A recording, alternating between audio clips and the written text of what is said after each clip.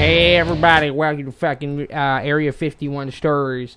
Here today we're going to talk about how my dog's been missing, probably abducted by fucking aliens. So, with me I got my can of Keystone. Got your Dale Jr. hat on? I got my Dale Jr. hat on, and you remember, if you don't like Trump, fuck you. Fuck you. God, country. Yeehaw! Oh, wait, no. It's God, Dale Jr., Charlie Davis. Yeehaw! And you know what? If you don't listen, if you don't, you put a good dip on, and you put a good dip in your fucking mouth, and you fucking don't drink a good beer. You know what? Who are you really, man? You know. Yeah. Anyway, hey guys, welcome to Drinking a Theory, and today we're gonna be talking about. Why don't you say it? Before we do that, since we're gonna be talking about like some Chris Cornell, some Chester Bennington, and some other folks too, I just want to that opening song. I don't know if you guys noticed that was a brand new song, and it was specifically picked for this occasion. Okay. This ain't funny. I'm getting serious for a minute. Yeah. So the name of that. Okay. The name of the band is called National Hotline. Mm-hmm. Okay. It's from the album 1-800-273-8255. And it's the song, yo, if you need help, just call that fucking number. It's National Hotline. Now I'm depressed. For suicide. Hey, I'm getting serious for a moment because we're talking about some fucked up shit. Yeah. And I'd also like to say that the big evil guy that lives in the White House, Trump, he's so evil that in August, Trump signed the National Suicide Hotline Improvement Act, which requires the FCC to implement a 3-digit code number, just like 911, but it would be for suicide. No shit. Yeah, and because he's so evil. Yeah. And the FCC has a year to figure this the fuck out because Trump administration thinks 1-800-273-8255 is just too long, because when you need help, just like 911. You know what's funny about that? You know what's really funny about that is that next thing you know, if liberals get a hand of that, they're gonna be like, we need to start killing ourselves. Yeah. And there's nothing, dude. There's nothing. You don't have to be embarrassed or ashamed. I lost a friend to suicide, and dude, you don't have to be embarrassed by it. Just make a fucking call. All right? So that being said, sorry to get real serious. No, you're good. Show, that begs the question: am I good to joke about it or not? Oh yeah, I was you're gonna good. say now back to You're our good. regular scheduled programming. Yeah, you're good. Because listen, with me guys, I'm sorry to say, but everything's subject to humor, in my opinion. Yeah. But before we get into Chris Cornell and this, Yeah, actually, sorry, I didn't mean to cut you off. No, go ahead. But years ago, a friend of mine took his life, and he was a real joker.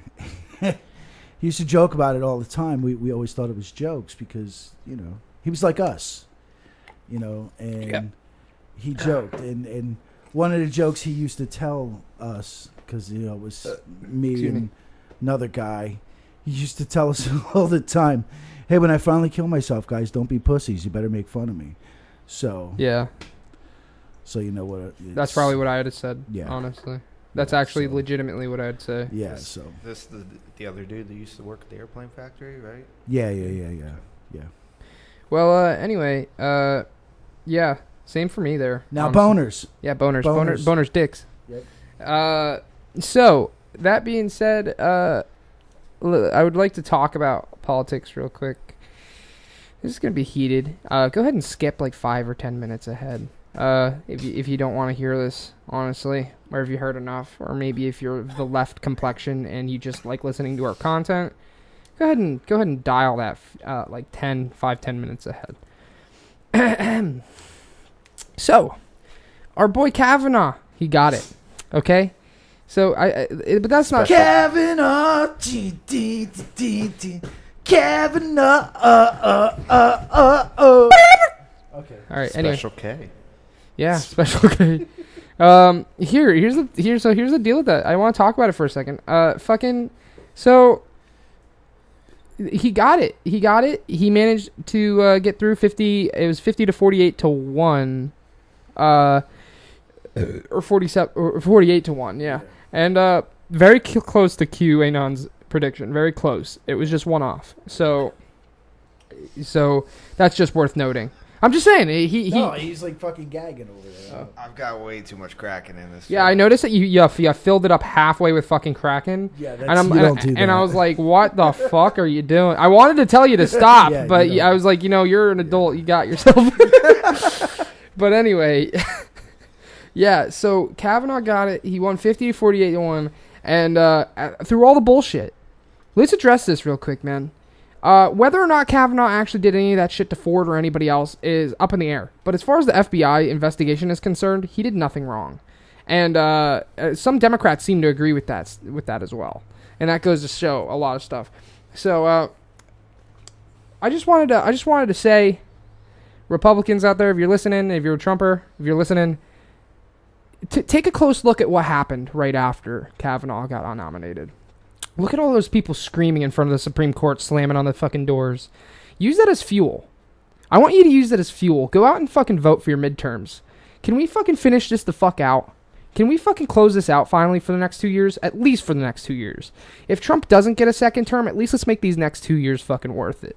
Because you know what? This Kavanaugh thing is just evidence. Evidence that this is all a ploy. This is all just a conglomerate of fucking babies crying. That's all it is. Bunch of people fucking whining. And you know what? Fuck them. Seriously. Let's fucking finish this. Let's give them something really to fucking cry about. Go out. Is it November 6th, right? Yeah. Go out November 6th. Fucking vote red. Yeah. Even if you don't want to vote all red, if you're somebody like me or Jake, where you're not necessarily in agreement with just being straight lined, I'm straight up Republican with everything. I know that's not how I am, but look at the state of the Democratic Party right now and the people who fucking support them. You have to vote red. If you don't vote red, you're gonna fucking find yourself in a fucking very hairy predicament soon. And as much as I hate to say it, we have to. And we have a majority in the Senate and the House, correct? Yeah. Yeah. We need to retain that. If we don't fucking retain that, we're in fucking trouble. Yep. And I know only maybe a couple hundred at best are going to hear this, but you need to go out and vote November 6th. Register to vote, please, for fuck's sake. Because all the deadlines are coming up. Yeah. Matter of fact, I retweeted someone's tweet on Twitter, which gave all the deadlines for every state. But this is it, guys. We need to drive this the fuck home. We have a month. Exactly 1 month.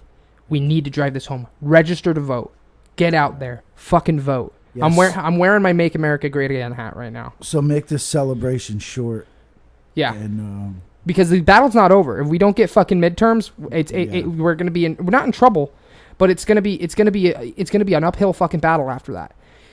You see, listen, Trump has already been getting a lot of fucking backlash all over the place. If we fucking manage to fucking win again in midterms, we've been winning this whole time, guys. Let's be real. Where has the Democratic fucking wins come? No, nowhere. There has been no fucking Democratic wins. They've been losers this whole fucking time. Sorry. If you're listening to this and you're on the left and you disagree with me, I'm sorry. But listen, whether you want to accept it or not, your party's been fucking it up since 2016. And right now, it's not a battle of logic. It's a battle of I will drive this country into the ground just to prove that I'm the one that's right. And you know what? Fuck that. Fuck that. Go out on November 6th. Vote. Vote red. Get this shit done. Fucking drive this home. Let's fucking make these next 2 years fucking worth it. Let's make sure that these next 2 years are clean. Let's get some shit fucking done. And in the start of that is going out and voting in November. Go out and vote. I cannot fucking stress this enough. Whew. You feel better, bro? A little bit. Good. A little bit better. But it's just ever since Kavanaugh got in, my dad is he likes to play devil's advocate, Mr. Centrist, and he was telling me the whole time Kavanaugh's not going to get it. Kavanaugh's not going to get it. Every time me and my dad disagree on something in politics, I hate to say it, but I'm the one that's right. Yeah. These last 2 years, I've been right about everything. Everything I've called, I've been right about. Because he's brainwashed by the corporate media. And it's like, I told him Kavanaugh's going to fucking win it. I said, and he's talking about, well, I don't know. History has shown if there's a president of a certain party in the midterms, they usually vote different. And we got it. We got to get to midterms because Ginsburg, she ain't looking too fucking good. It's like, so look at it like this. Look at it fucking she look dead. Look at it like this. If we let this quote unquote blue wave happen, it's over. Trump might get impeached. Pence might get impeached too. Because technically you don't need a reason to fucking impeach someone. You do, but they can make something up. It's easy. So it's like this. I think that the red voters are in much more abundance than the blue voters, especially in midterms. Because, I'm sorry, after this Kavanaugh thing, after Kavanaugh won though, I think that more blue voters are going to be enticed to vote. But I don't think that they're going to outnumber the red voters. But we need to make sure we shouldn't. That doesn't mean that we should lounge back and let it happen. That doesn't mean that we should only do half punches now. That means that we should need to fucking finish it. Yeah, close it the fuck out, guys. Get out there. Tyson this bitch right in the face. Yeah, fuck it. Or in the ear. You bite it off. Yeah, bite off the fucking ear off. But fucking close this out. Get to the polls, man. Fucking vote. Vote red. Get this done. We can fucking save our Second Amendment, our First Amendment. We can fucking preserve this fucking country, and we can continue this trend that's been going on since Trump got into office. And he's been fighting with fucking resistance. He's had resistance against him. If we manage to make these midterms work out, then we can make this even smoother. And shit can happen in our fucking favor. Absolutely. And without us having to fight for it for once. So get out there. Fucking vote. And I'm sorry I got so political, but this is important. This is fucking important. This is one of the most important votes that we're going to have probably in our lifetime. If Trump gets impeached and, let's say a Democrat gets voted in 2020 for some fucking reason, if that manages to happen, we're done for. That means that they won. So we need to make sure that we took our country back. And I would be very impressed with us if we can fucking vote our country into being stable again. Because the elite have had control for way too long. For literally probably about 100 years. Ever since the fucking First World War. Okay? So it's like this. If we don't take control from the elite, these people in the suits that pay themselves too much fucking money, who are career fucking senators, congressmen, whatever. These people who fucking rule over your lives, if you don't fucking get them out now, this is our chance to get them out. This is our chance to fucking change politics without having to start any violence. So let's do this. Okay, I'm done. I'm officially done. Yeah, I just sent you guys some texts. Okay. Some pictures. Okay. What's the blood from? I thought he thought he hung himself. Yeah. They're for later. Yeah. Okay. All right. So, yeah, everything Jimmy said. Yeah. Yeah, I'm sorry, guys. I just had to get it out there because ever since Kavanaugh won, I've been kind of heated about it. Because that's just one step. Like I'm sure a lot of people on the right now think it's just think it's just a baby step, or think it's a big step, big victory. But we're not done yet. We have to keep going. So just keep that in mind, guys. But on to the subject. We're talking about Chris Cornell and Chester Bennington and some other people. Yeah, I'm sorry. I know I said last week it's going to be Chris Cornell and Chester Bennington. Chester's kind of going to get the shaft a little. I'm going to go over Chris a lot here. Chester kind of got... I just spent so much time looking into shit. And this just...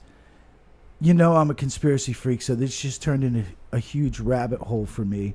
Yeah. I was thinking maybe, Mike, if you want to do... we can do a follow-up episode to this sometime. You can take one of my weeks if you want to do Chester. I don't know if you want to lead. If you want to do Chester. If not, I'll do Chester. It doesn't matter. I mean, we're going to talk about him a little bit. I'm not going to go in as much depth as Chris Cornell. So if you're listening because you wanted to hear something about Chris Cornell or Chester Bennington, you obviously know who they are. But I'll just give you a rundown for people to know who Chris Cornell is. He was best known for, of course, Soundgarden, the band Soundgarden, the band Temple of the Dog, and Audio Slave. Yeah. And a lot of people consider him a founding father of the Seattle grunge scene. Mm-hmm. Which he kind of. He was one of him and fucking Eddie Vedder with they kind of I think Chris Cornell was first absolutely. Well, Soundgarden actually went back a lot further than I thought, and I was into Soundgarden. But just give you a rundown of. Have you ever heard their first album? Like their absolute first album? No. You should. It's actually not bad. Which one? No. There's like one album that was pretty early in the 80s, I think. Hold on, let me check. I listened to it. It's pretty good. But while you're looking that up, I just want to say, So he's responsible for, with Soundgarden. He had 6 albums, 24 singles. He had one album. No, it was 89. It was Louder Than Love. Yeah. It was a pretty good album. I've listened to it. He had one album with Temple of the Dog, which was actually a tribute album for his buddy. One of his buddies. Andy Wood. Did he OD'd on heroin, right? He OD'd on heroin. Yeah. He was actually, they were part of. In fact, specifically the song "Hunger Strike" was about him. Correct. Yeah. Well, the whole album was. Yeah. He was actually, Andy Wood was in a band. It was Pearl Jam before Eddie Vedder. Mm-hmm. So yeah, Temple of the Dog. They had 3 singles off of that, and then he did. I didn't realize this either. I thought he only had 2, but he did 3 albums with Audio Slave. There was 14 singles off of that. He did 5 solo albums, which produced 14 singles. Chris Cornell's his music fucking resume is huge. Oh yeah, it's gigantic. And his entire albums that he took part in, over 14 million albums sold. Yeah. Almost 9 million digital sales. 300 million on-demand audio streams. That's in the U.S. alone. Yeah. And then 30 million records worldwide. Yeah. So, I mean, it's pretty, the guy was, I don't know, I liked him. I thought he was a musical genius, in my opinion. I think that he knew how to make good songs. And, he worked with a lot of people making their music as well. And and I think that speaks about his musical talent, because sometimes there's just whether you want to when you I'm sure people consider musical talent in different ways. Some people think of composition or their musical science. There's like a science behind it a little bit, math too, And but I think that at the end of the day, there's a sound. Yeah. And I think that goes to show what was it with Motorfinger? Bad Motorfinger. Bad Motorfinger, yeah. Where you had told me that Chris Cornell started with Drop C. He really didn't know too much about guitar, and if you can play a couple of the songs on that album pretty easily. Yeah. And Drop D, it works the same way, basically. And they're not hard to play at all, but they sound really fucking good. And so I think Chris Cornell is just a guy with a really good fucking ear for music. I think he had a good ear for what sounded good. His voice was ridiculous as well. And he's up there with Scott Weiland for like vocalists that I really fucking like. And Scott Weiland, after you had me listen to 12 Bar Blues, is just he's fucking insane. I would actually, my opinion is, as far as vocal, I'm not saying his vocals that he would be able to do it or you can compare it to him, but I think he was in his own class, kind of like Freddie Mercury. Freddie Mercury was in his own class. Nobody else sounded like Chris Cornell, and that was the same thing with Freddie Mercury. Yeah, Freddie Mercury was and Queen. They were the only people that sounded like that. Yeah, Chris Cornell. I agree with that statement 100%. Yeah, and he was somebody who was making music like that and sounding like that in a time where everybody was trying to sound while everybody was trying to sound like Eddie Vedder. Exactly. Yeah. So. Yeah. Yeah.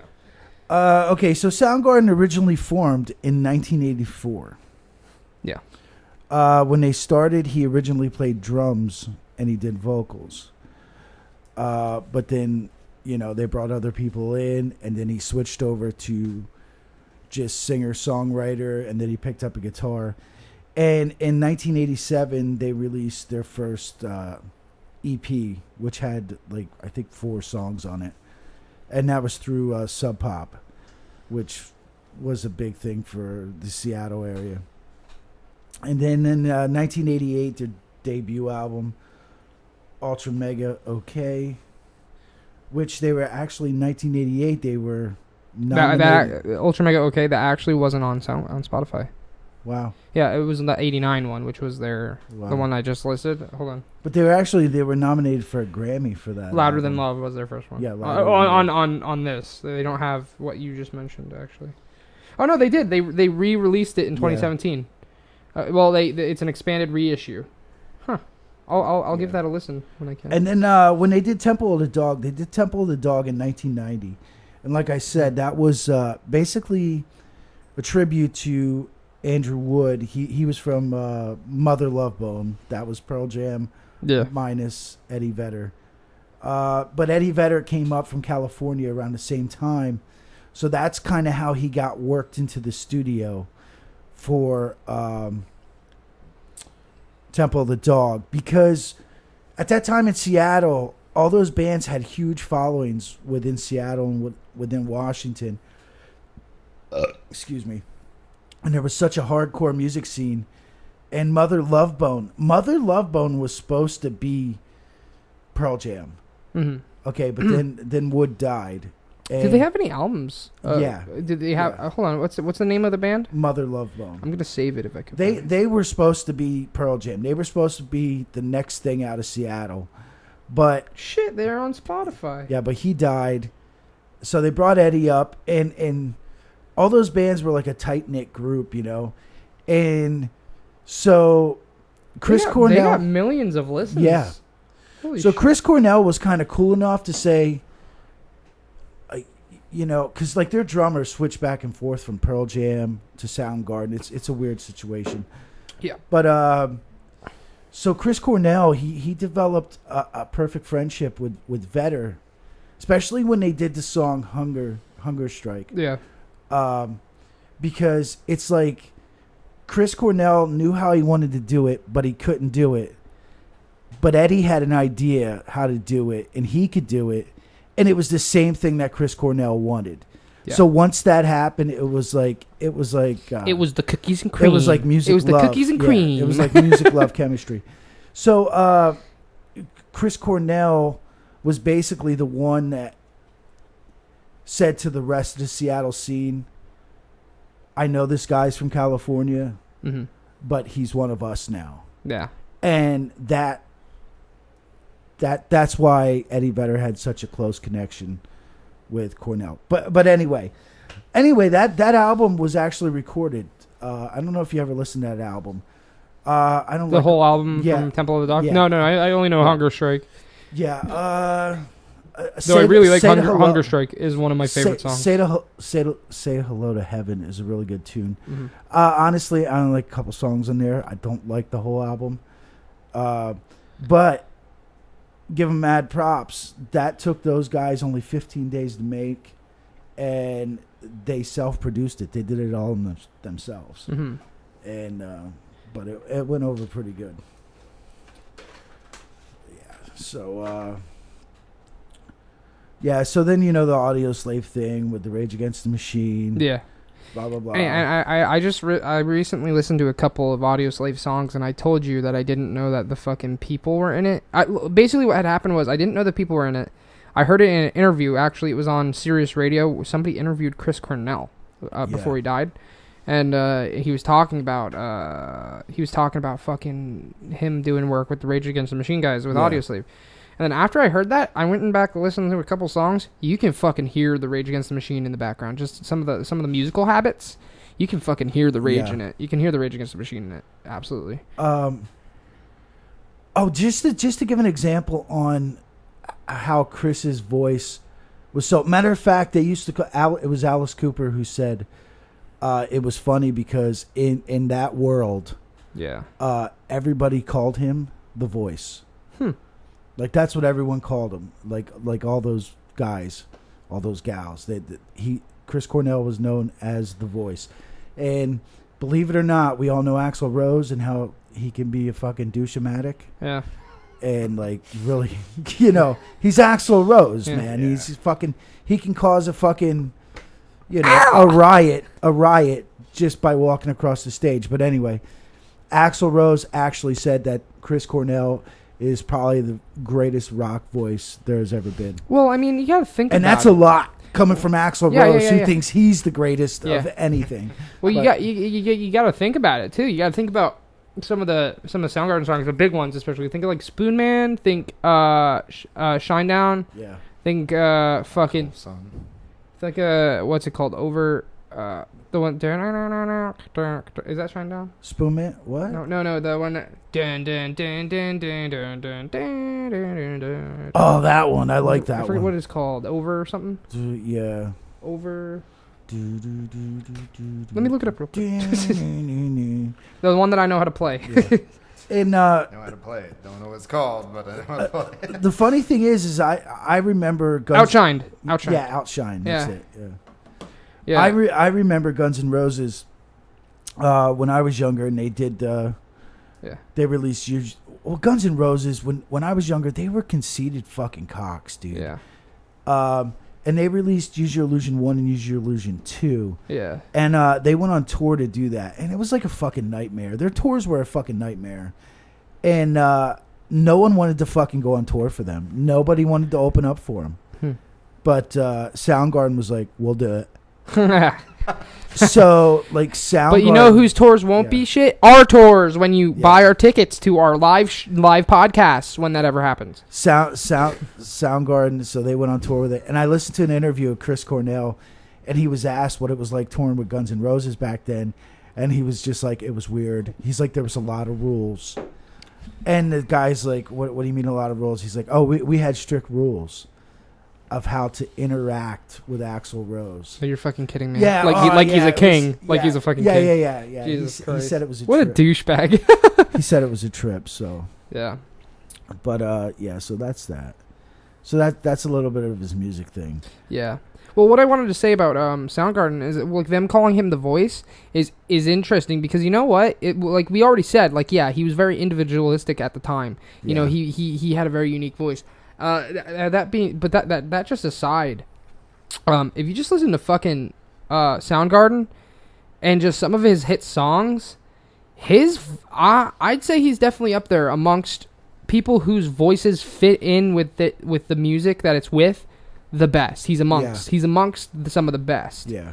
And it's just like, and some of his songs are just so iconic in terms of how they sound. Yeah. Like I know you don't like Spoon Man, the song Spoon Man, too much. It's not one of my favorites. Yeah, but just think about how that song is, and like some of the yells that Chris Cornell did. Oh, like, he's ridiculous. And they sound so fucking good in the song. They sound really fucking good. That's if you listen to Temple of Dogs, say hello to heaven. Yeah.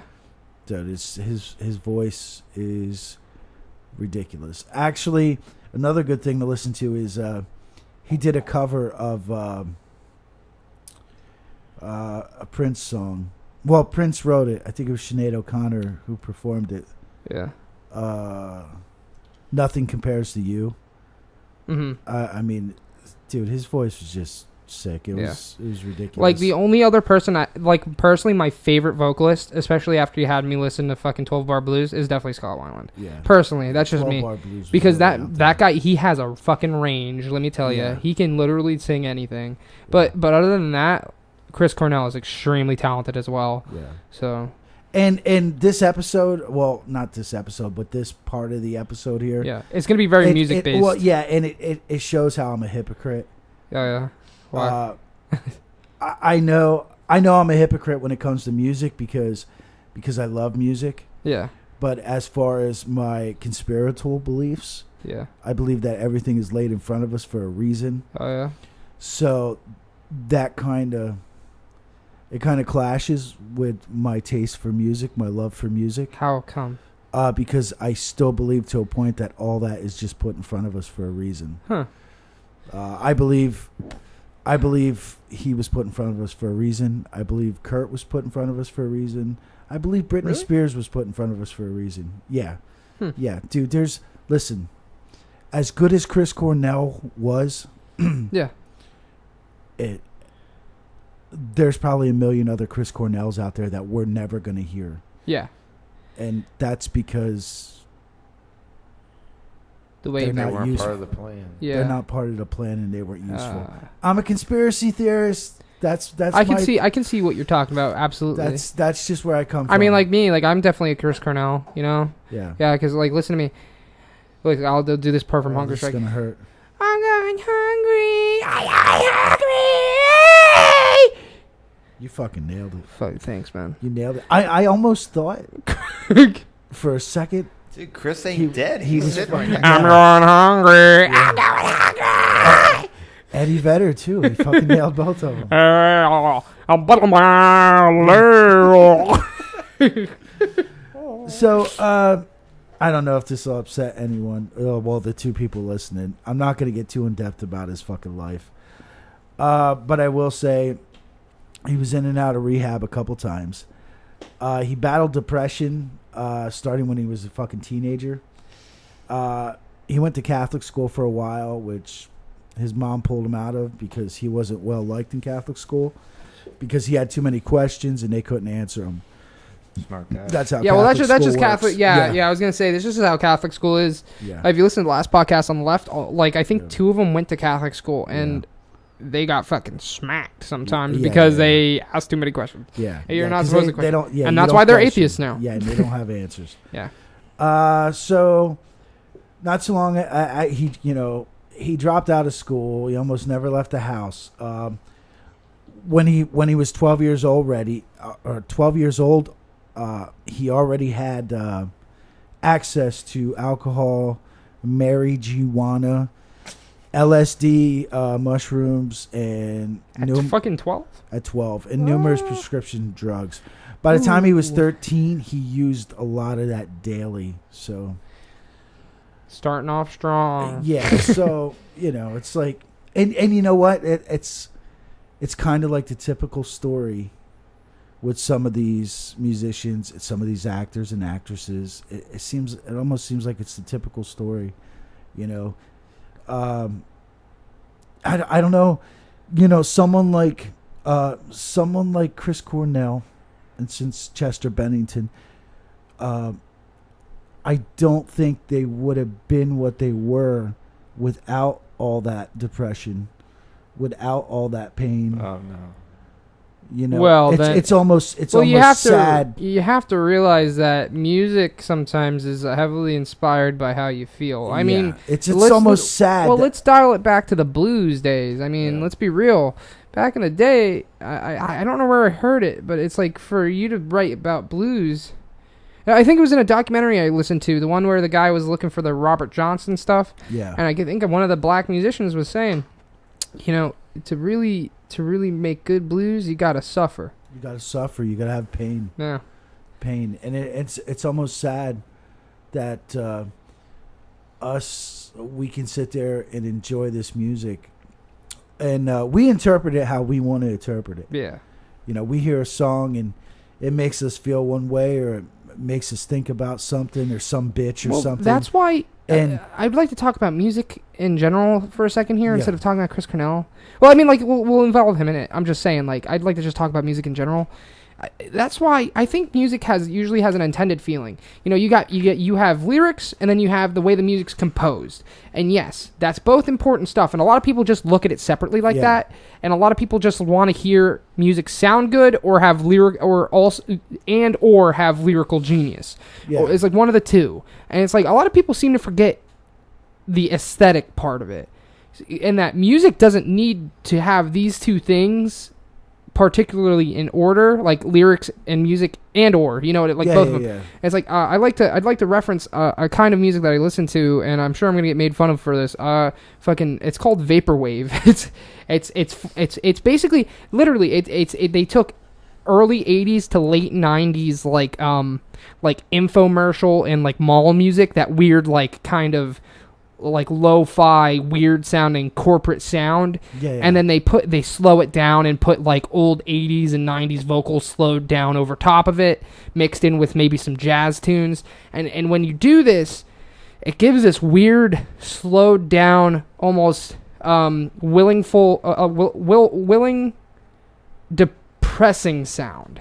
And even though it's got this like upbeat, like mall fucking corporate pop sound, but it's slowed down with these slow vocals, it makes you feel slowed down and depressed. And really, it's just pre-made music. All that's already pre-made music, maybe with some extra shit added into it that they made themselves, but most of it's all pre-made.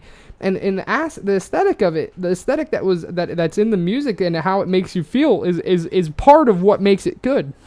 And looking at, there are some vaporwave fucking tracks that is literally almost just pretty much ambient music. That's all it is, really. But it gives an implied feeling. It's when I talk about music, I call it implied feeling. And the implied feeling is what makes it sound good, because of the implied feeling. And I feel like that applies to all music. So I think that has to do with Chris Cornell and his music. And I think it has to do with Chester Bennington and his music as well. Looking at Chester Bennington and his music, it gave an implied feeling. Yeah. I mean, his is a little bit more direct. Yeah. Chester Bennington's is a little bit more direct, obviously. But there's an implied feeling. Yeah, I mean, it's my personal opinion, but to me, Chester is like what Chris was to you. Yeah. Like, I mean, it's totally different age range. Well, yeah, that's the age gap.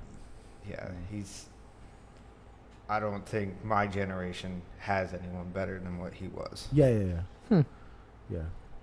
That's for me, for my teen years, and I lived through the change. I call it the change from 80s to 90s, which was a big difference. I mean, oh yeah. It was a big massive difference. massive shift in theme. Yeah, and it's literally funny. went from one. It's thing funny to because some people couldn't make the change. Yeah. In like '92, they were still listening to Poison. Yeah, it's funny. My age group, I caught the tail end of the '90s in the post grunge phase. So I was listening to a lot of fucking Incubus, Breaking Benjamin, all those guys, the shitty post grunge stuff, and like like Incubus with the fucking record scratches. Yeah, nothing. Nothing against those '80s bands. I listened to those '80s bands, but when the '90s came around, it was different. Yeah, and like I think I said before on the podcast, one of the first songs I've seen was on Headbangers Ball.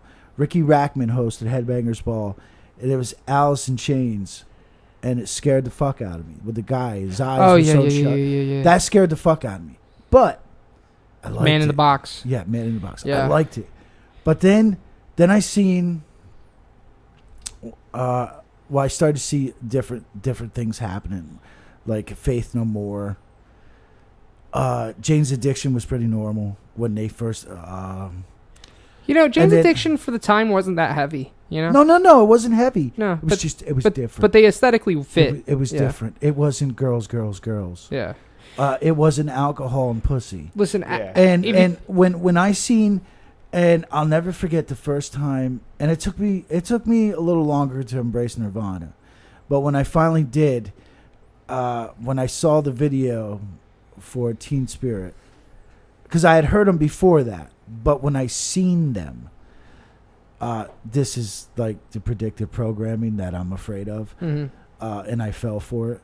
But when I seen them, they were so different than what the '80s was, and I seen these guys. And I'm like, dude, that's how I dress. Yeah.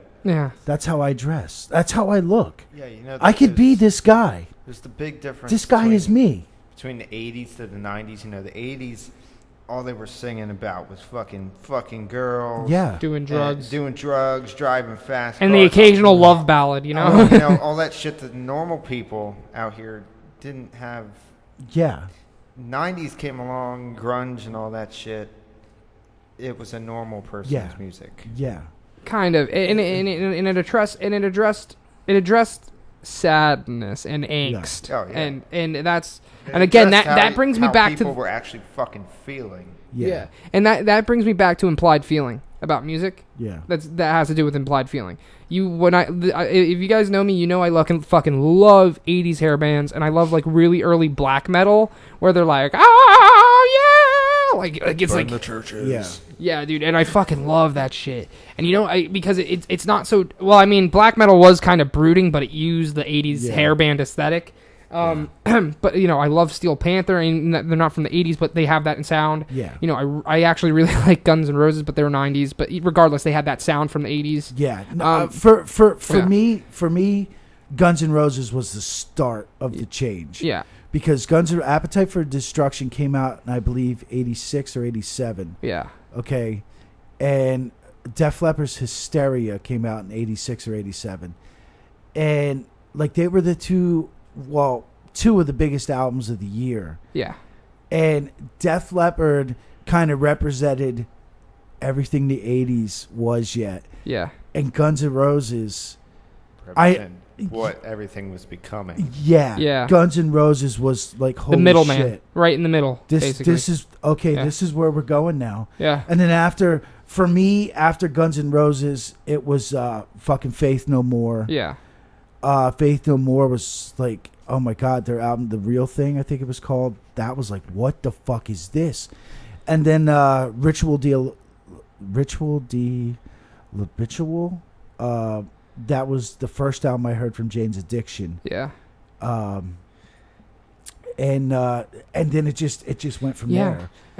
For me, it just went from there. And the fucking change, musically, the change happened. Well, that's the thing about the 80s, like hair bands and the like putting aside like the pop 80s. I'm talking about rock 80s. Let's talk about rock 80s. Yeah. We'll put aside pop, because pop 80s was also this, but there's a different subject for something else. I'm talking about specifically rock 80s.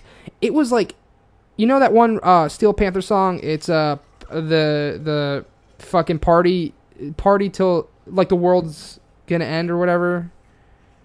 It's like Party Till the End of the World. Yeah, that's right. That's the one. Dude, the 80s was... That's probably one of my favorites. Yeah, but you know what that song encompasses? Pretty much the entirety of fucking 80s. Yeah, you're absolutely right. The entire 80s rock scene was fucking a rock... was like a party anthem, dude. Yeah, you're absolutely right. But then into the 90s, the 90s was like...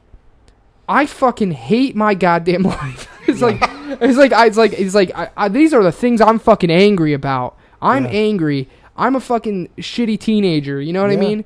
And it's like, I always make fun of a lot of 90s bands. Like, you know how I'll be like, I fucking hate my parents. Yeah. It was like, but that's what it was. Yeah. It was like the angst you had for being a fucking, like a little fucking bitchy teenager. But like, I mean, it applied to people at the time. Yep. So, and again, that all brings me back to implied aesthetic, implied feeling. That 80s rock implied this like, fuck yeah, you're awesome. You're a fucking partier. You're fucking great, man. And then the 90s was like, you're fucking angry. Yeah. You're fucking sad. And you know, maybe that plays into the whole thing that you were talking about. The whole, what is it? The conspiracy. Yeah. Well, see, the brainwashing. Maybe it has to do with it. Even there, like, this is hard for me. I'm a hypocrite because I love music. I love a good song. Yeah. But I can also see how it's force-fed and shoved down our throats. Yeah. Like Seattle. Seattle was force-fed and shoved down our throats. Yeah. I mean, I'm not going to lie. I sucked it up because I enjoyed everything coming out. But I also understood at that age that this is just how it is. This is David Geffen making money. He found a new toy. Yeah. And he's making money off of it so he can fuck little boys. Oh. That's... Who's David Geffen? David Geffen is Geffen Records. That's... Is he a pedophile? Is he a pedophile? What's that? Did my fucking mic cut out? No. Okay. It just must be my ears. Is it a fucking pedophile? Is he a pedophile? Is he a pedophile? David Geffen? Yeah. There's fucking rumors, dude. Yeah.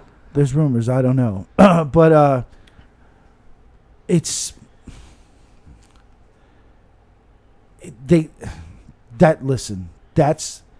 that's their job.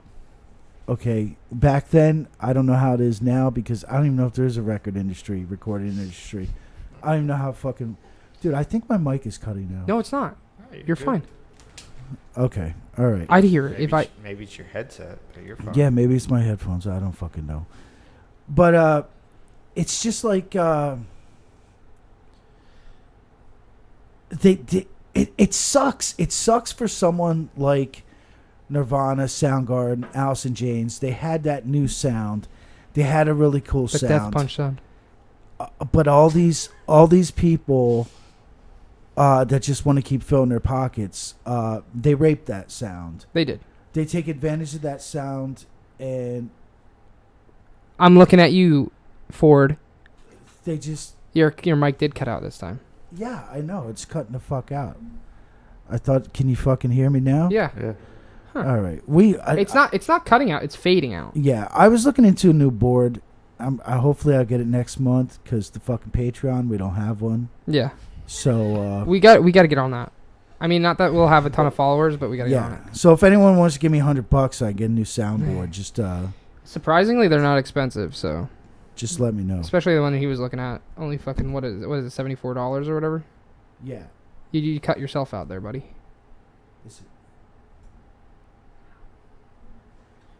Hello? Talk about fucking music. Okay. Well, anyway, yeah, Chris Cornell was interesting in that time because he was part of the post transition. I mean, like he never really made that 80s kind of rock sound. Unlike who was it? Was it Red Hot Chili Peppers? See, it was Red Hot Chili Peppers who fucking did that, right? Hot Chili Peppers. Anyway, yeah. Sorry, we had to cut out for a second there. Yeah, Chili Peppers. I believe they in the 80s they made some pretty transitional music, didn't they? Yeah. See, that's like my deal with. You're good. You're fine. Yeah, I know. Okay, like the Chili Peppers, the Chili Peppers to me are one of those examples where I believe they capitalized on what the early 90s brought. Well. Because if you listen to the Chili Peppers in the 80s, you could say, oh, they fucking evolved.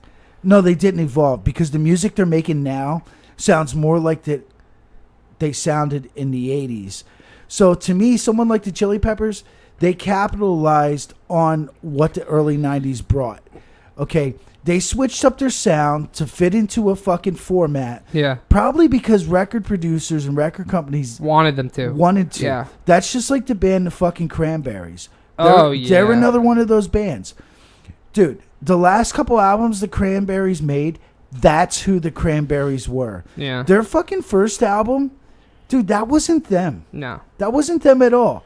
And another perfect example is Song 2 by Blur. Song 2 by Blur is not Blur. No. That was to break into the American market and try to capitalize on coming out of that grunge scene. Yeah. And another example, which you're probably not going to like and you're going to disagree, is Radiohead's Creep. No, I agree with that completely. No, because I talk about it all the time. Dude, you're actually no. I talk about this all the time, and you never listen because you don't care about Radiohead like I do. I listen. I'm sorry. Sometimes I don't. Well, no, I'm kidding. I don't listen to your feelings. I'm sorry. No, Jake doesn't really like Radiohead, but listen, if you talk to me about fucking Radiohead, can I say why I don't like Radiohead real quick? Well, you went to the concert, right? Yeah, listen, people. I seen Radiohead in concert one time. Okay. And I couldn't stop watching Tom fucking York's head bobble back. That's because Tom York's a fucking... he's a dweeb. He's a dweeb. It ruined the whole show for me. I was at the Tibetan Freedom Festival down in Washington, D.C. That's what ruined the show for you? These motherfuckers had an hour. Radiohead had an hour on stage, and for an hour, I watched this guy's head bobble back and fucking forth. He still does that. I don't even know what he said. He still does that. He still does that. That's what ruined the show for you? That's what ruined Radiohead for me. Wasn't that the show where you watched the woman get struck by lightning? No. Yeah. Oh, wait, it was? Yeah, the bitch got hit with lightning. Oh, okay. Well, anyway, she stunk too. Anyway, well, the thing here's the thing: you got to realize this. This is why I don't like talking about music because we are so far off fucking. Well, we'll get back. We'll get back to it, but I want to talk about Radiohead real quick because you brought up my favorite fucking band. Radiohead is my favorite band. Okay, they're my favorite band. So let's talk about it. Tom York's a fucking dweeb, dude. He still does that. If you watch fucking concerts nowadays, if you watch his live shows nowadays, and he dances. He goes like. How the fuck's he play guitar? He doesn't play guitar. He doesn't play any instruments. Oh, he doesn't? No, he just that's sings. how much I know about Radiohead. He plays the fucking bobblehead, bro. But here's the thing. Here's the thing about fucking... Okay, Tom York. If you talk to me about fucking Radiohead, everything before OK Computer was shit. Everything before OK Computer was shit. Because that was them trying to sound like the 90s. Pablo Honey fucking sucked. It was just a big them trying to be on that grunge Inc. scene. That's what fucking Pablo Honey was. And then Ben's was a little bit better, but it was still them trying to be fake plastic rubber bands, fake plastic to guys. It's like they were trying to make their music sound dumb and sad for fucking people in the 90s. It wasn't until OK Computer when they started making like aesthetically good sounding songs. And that's the thing I like about fucking Radiohead is that when I was talking about implied sound, like implied feeling, Radiohead is really good at implied feeling. Their music is very complicated to the point where it's almost hard to enjoy, but their implied feeling is good. Now, everything past OK Computer is them being Radiohead, and they're one of the first that started making their own kind of music. Because when was OK Computer? 98? Yeah, I think so. It was 98. They're one of the first who said, fuck the recording companies. We're making what we want now. So I got to give them credit for that, because ever since OK Computer, they made whatever they wanted, what they wanted to sound like. And if you listen to Tom York talk about it, he talks about how that's why if you hit, there's actually a picture of somebody handing him a record of Pablo Honey, asking him to sign it, and he's looking at him like they're a fucking dickbag. He hates Pablo Honey, and he hates the Bends. Well, he doesn't hate the Bends, but he that's from a time where he wasn't making music he wanted. And I think the primetime example of that, of him making fun of that kind of music, I showed you the video. The MTV that was the MTV poolside one, where dude, that's a fucking joke. Yeah. That was them taking the piss out of it because it was so stupid and they hated it. Yeah. So right. I'm sorry. I had to talk about it. Before we get back on topic here, because we are way to fuck off. Yeah. One more band that I want to throw out there that you can tell Weezer. Okay. Really? Now I remember when Weezer released the Blue album. Mm-hmm. Their guitars, they had that grungy sound. They came out and they tried to jump right in there. Mm-hmm. Jesus Christ, Stone Temple Pilots too. Yeah, Stone Temple Pilots. Stone Temple Pilots. At early they tried sounding like fucking Stone Temple Pearl Pilots Jam. too. But Weezer, for me, if you know Weezer's catalog, they did this album called Pinkerton that nobody fucking liked. Mm-hmm. Nobody liked. I liked it because honestly, Pinkerton, I think that's who Weezer actually is. Yeah. Everything else it's okay. I like it, but it's the Cell Records. Man. As much as we like the 90s, it's the Cell Records. As a conclusion to all this shit, the one thing that needs to be realized, as much as we like the 90s, I think it's important to realize that it was what killed music. It killed music. It killed the recording industries. And you think so? I think it's what started the killing of it. Well, actually, there is... Because it wasn't people choosing the sounds away. It was recording studios telling them, or for the most part, or them themselves choosing, this is how you capitalize. Yeah, and this is what we have to do to make money. Not only that, we got to get back on top. 2 more points to that. Yeah. Okay, I read an interview from... who the fuck was it? I can't remember if it was John LeComp. The band Evanescence. Oh, Christ. Yeah, they had a song that had a rap in it, a little rap. Was that Bring Me to Life? Bring Me to Life. Mm-hmm. That rap wasn't supposed to be in that song. Yeah. Because she's re-released that since without it. That rap wasn't supposed to be. The only reason that rap was in there is because they were told. Well, because this is what's hot. Well, because right you had now. shit like Linkin Park. Yes. Yeah, and they wanted to capitalize on that kind of thing. Yeah. This is what's hot right now. Late, really, I'm talking about really late 90s and early 2000s sound where you had like Fort Minor and fucking like, and where the rap rock thing was really cool. Yeah. So these. Biscuit? But yeah, Limp Bizkit, they're part of that. Oh, speaking of Limp Bizkit, I'm pretty sure last episode we didn't mention. So we broke our streak. I need to make sure we mention them. Yeah, we the addiction is broken. Yeah, we broke our streak, man. We didn't mention them, and I totally forget what the second point I was gonna fucking make. I'm sorry. Off of that, Dude, I'm sorry, guys. We can talk about music for fucking hours. Evanescence. We could literally talk about music. I've lost at Evanescence. We could talk about music forever. We basically turned this into a free episode. No. We're getting back on track now. One more thing before we get back on track. I say let's make this episode a 3-hour episode. Dude, no one's going to listen for 3 hours. Most people probably only listen for Well, 10 I hate to break it to you. We're at 55 minutes. So. Jesus Christ. Well, okay, one more thing. One more thing. This goes to my conspiracy of predictive programming, and they tell us what we're going to like and what we're going to listen to. Okay. And most people fall for it, hook, line, and sinker. Mm-hmm. Blah, blah, blah, Nickelback. Oh, fuck yeah.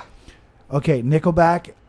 Granted, Chad Kroeger, awesome songwriter. He knows how to write hits. Yeah, whether anybody wants to admit it or not. The guy knows how to write hits. Yeah. Okay, I'll give him credit there. Do I like their music? Yeah. They do a great live show. Yeah, I seen them live. They do a great live show. But honestly, Nickelback wouldn't be Nickelback if their record label didn't pay off all the companies to play their fucking music. They were actually, you can Google it. They were one of like fucking almost 20 artists. They got caught up in like a payola thing. I don't know if you know what payola is. Just look it up. Basically, the record companies were paying off radio stations, promoters, MTV. MTV got caught up in it too. They were basically getting paid to show Nickelback nonstop, 24/7. Mm-hmm. That's why back in the day, like every state you could fucking put on the radio, switch stations, and everyone's playing a Nickelback song because they, especially Rockstar. Yeah, they drummed it into your head so bad. And that's the thing about the music industry. I had a guy, oh my God, dude, we're getting so far off. Okay, this dude from, remember Wu-Tang Clan? I knew this guy, he was Uncle Pete. He was on a couple Wu-Tang albums. He was Old Dirty Bastard's uncle. And, he was in with the Clan. So. That didn't sound right. Yeah, I know. I know. But Uncle Pete was a black guy. Of course, he's a black guy. Uncle Pete was a black guy. When I met him, he was in his early 60s. Really cool dude. Really cool dude, man. One of the coolest fucking cats I ever fucking met. Mm-hmm. And Uncle Pete was in and out of the music industry forever. And he pretty much told me how it worked. Back in the day, when I met him, all the boy bands were hot. NSYNC, Backstreet Boys. That's when Britney Spears was coming up. Christina Aguilera. Ricky Martin was fucking hot. Mm-hmm. And, their album sales were through the roof. Yeah. And it was mind-boggling to people. But like Uncle Pete told me, he said, dude, he said, that's how it's got to be. They're going to sell that many albums because everyone's putting the fucking money into them. Mm-hmm. As long as the money's being pushed into them, albums are going to pop out the other side. That's how it works. Yeah. And he was the first one that told me Ricky Martin was gay. And he told me that in the fucking... Jesus Christ. That was 1998. He told me that. Years before Ricky Martin came out. And I couldn't believe it. I mean, Ricky Martin kind of looked gay, but Uncle Pete was like, no, he's fucking gay, man. He's like, I know guys that got to hook him up with guys. Mm-hmm. And I'm like, get the fuck out of here. And he's like, no, real deal, man. He loves the dick. And I couldn't fucking believe it. And then once Ricky Martin came out, I'm like, oh my God, Uncle Pete was fucking right about everything, man. Yeah. But anyway, we got to move the fuck on here. Yeah. Well, let's get to the meat of it. Listen, I'm just telling you, a little side note. I'd suggest we bring this past 2 hours because we just spent an hour talking about music, which I think is important. I think it's important. Listen, we'll see where we go. Yeah, we'll see what happens. Okay, people, stop the presses because we're back to Chris Cornell. Yeah. We just wanted to talk about his era of music. Yeah. Yeah, and we just got way off track. Okay, so Chris Cornell had a fucked up childhood. Okay, depression, blah, blah, blah, drug use, blah, blah, blah. And then he fucking Soundgarden, blah, blah, blah. Then he fucking drugs there. Drugs were everywhere in that music scene. Drugs, alcohol. But anyway, who cares? He got married 2 times. In 1990, he married Suzanne Silver. Suzanne Silver was actually the manager of the band Alice in Chains. They had 1 daughter. He divorced in 2004. It was a really shitty divorce, apparently. Then he hooked up with, and I'll tell you, I'm going to fuck this last name up because that's just how the fuck it is. Because she's Greek. Her name Her name is Vicky. Well, her maiden name, Vicky Carradine. Whatever. Carry Uranus. Carrie Uranus sounds good. They got married in 2004. She was a Greek chick. I guess she was American born, but she was based in Paris. She's known as a publicist. Mm-hmm. If you Google her, good luck. You ain't gonna find shit on her. Yeah, good luck figuring out how to spell her name. Yeah, and you know what? Her last name is Karayyannis. Carry Uranus. I could not find, dude. I cannot find anything on. And I was even in the depths of fucking Reddit, dude. Fucking Reddit, and these people on Reddit didn't even know. They don't know shit about this woman. No one knows shit about this woman. Mm-hmm. So he married this fucking bitch in 2004. Who did? Chris Cornell. Yeah, okay. I'm sorry, I lost perspective for a second. Yeah. I entered an alternate universe. So they got married in 2004. And just a side note. In 2004, yeah, when they got married in Paris, of course. Which I'll tell you, all the shit I listened to and all the shit I watched, it was so weird seeing Chris Cornell go from this grunge thing to like eating fucking caviar and dining with people and wearing suits. And to me, that was mind-boggling because he became the guy that I could no longer relate to. Well, he became more of a production person than a rock star. So when he got married over there in Paris. It's funny, he was with his bandmates forever, you know, like especially Kim Thal. He was with that guy forever. Eddie Vedder, great friends with Eddie. But when he got married, his best man was this guy, Jeff Quantitz. Adolf Hitler. Coincidence? Quantinetz. Jeff Quantinetz. This guy, Jeff, he was a talent manager. He was Chris Cornell's talent manager. Matter of fact, he's a multi-millionaire. He had this company called The Firm.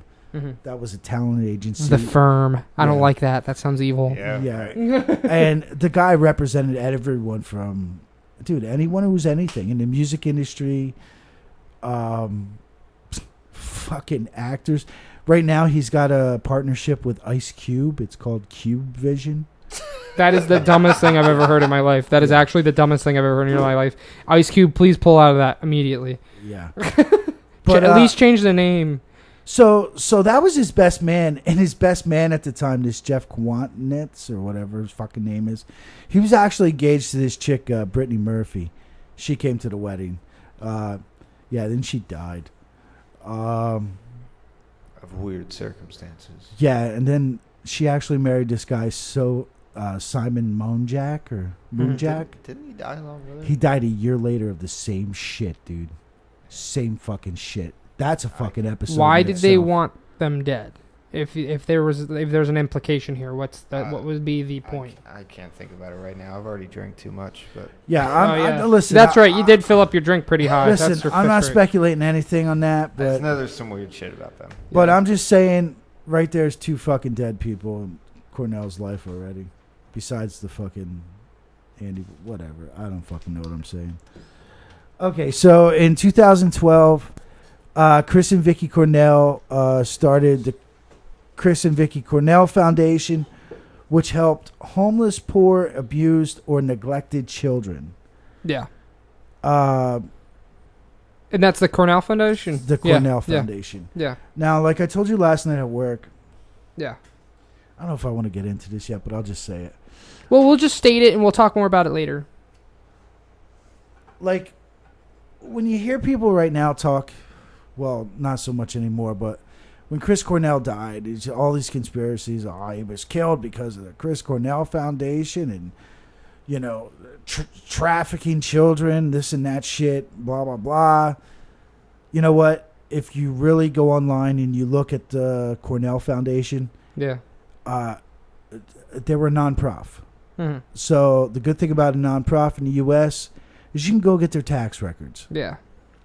And the Chris Cornell Foundation did not take a lot of money in. They did not put a lot of money out. They put less money out than they took in. Yeah, like the Like a one, lot less. like the 1 year, for instance, I forget what year it was.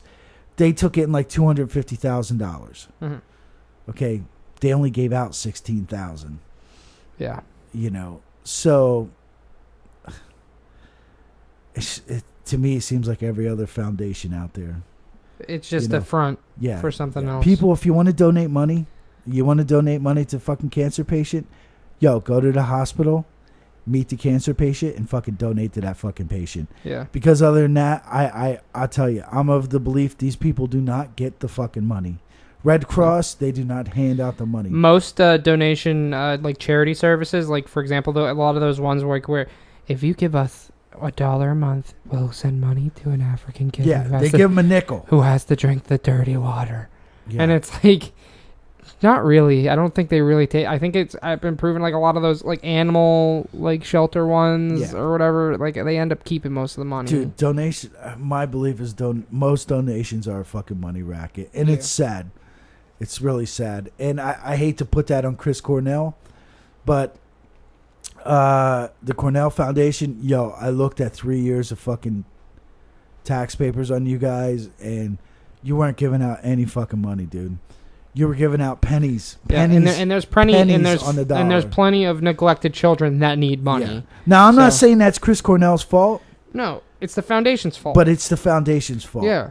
There's plenty of kids who need that fucking money. Yeah, it's not like you guys couldn't find people to give the money to. I don't understand. If I take in $250,000, I'm not just going to give $16,000. That's just... Well, if you're a charity service, if you're supposed to be a charity service or a foundation in which you're supposed to give to charities, I'd like to assume you're supposed to give out most of that money and maybe keep some of it to pay staff? Yeah. Like just enough to pay staff. Yeah. And it's like... But now there was the thing that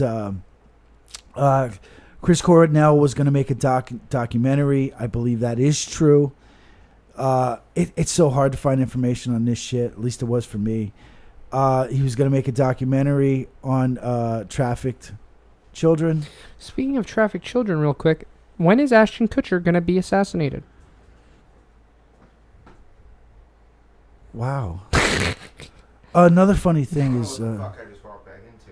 Brittany Murphy dated Ashton Kutcher for a while. Well, I just saying. I mean, like Ashton Kutcher's he's still cracking down on the whole human trafficking thing. Yeah, I don't know what he's fucking doing. My question is like when does he dig too deep and then they have to shut him up? I don't know. For me, I think that whole Ashton Kutcher thing, something was weird about that. I'm sorry, John McCain was behind it. Yeah, can I get some fucking ice, man? Can I also have some ice? John McCain was involved in that, so... Really? Rocky, get that. Well, we'll talk about that some other time. That's a story in and of itself. So that's that, and I know I'm rushing through this shit because there's 20 million other things I want to talk about. So I'm sorry, I apologize. And if we keep talking about music, we're gonna get so fucking off. We could talk about music for like hours straight, dude, forever. Okay, so well, it's good we got it out the way. So yeah, the music part is done, guys. Okay, we're past the music part. We're on to the conspiracy part. So around, it was May 18th, 2017. Around 12:15 a.m. Mm-hmm. Chris Cornell's body was found unconscious by his bodyguard in the bathroom of his hotel at the MGM Grand in Detroit. Yeah, this is what I'm reading now. Yeah, it was right after a performance at a show with Soundgarden at the Fox Theater on May 17th. They found him laying on the floor with an exercise band around his neck and blood in his mouth. Okay. MGM medic and EMS personnel were unable to... This is when he was dead. Yeah. Okay. They were unable to revive Cornell. He was pronounced dead at 1:30 a.m. Police ruled out a homicide by reviewing a hotel surveillance video. That showed nobody entering or exiting the suite after his bodyguard left around 11:35 p.m. Okay. The cause of death was determined to be suicide by hanging.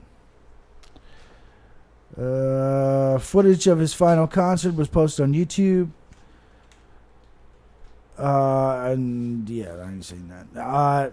They said at the concert when he did the concert, they said he kind of looked out of, he wasn't there. He wasn't himself. He was kind of. Wasn't he Yeah, on?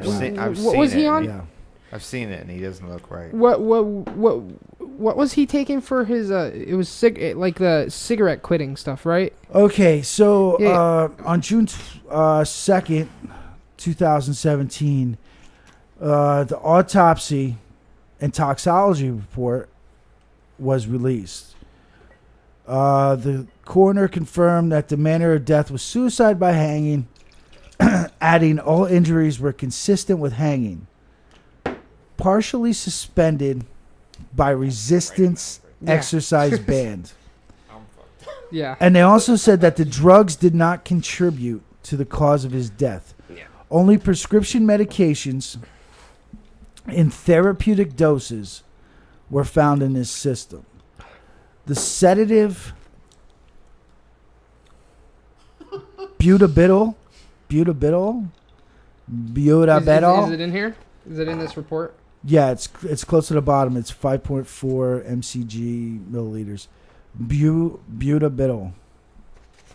Commonly prescribed for the treatment of headache. 4 doses of I'm trying to find it. 4 doses of the anxiety medication lorazepam. Is that the fucked up one, or Yeah. that's the fucked up one? It's also Yeah. known as Ativan. Yeah. The decongestant, pseudoephedrine, blah blah Yeah, blah. he might. I don't see it. Yeah, something. He was taking a decongestant. Yeah. Well, that's not what caused what we're theorizing caused the death. It might have been the anti-anxiety stuff. That weird one. Because was it Chester Bennington that took that as well? I don't know. There's a whole bunch of people who have committed suicide, but were also on that. I have his 30-page Chester Bennington's 30-page original autopsy report. I got that.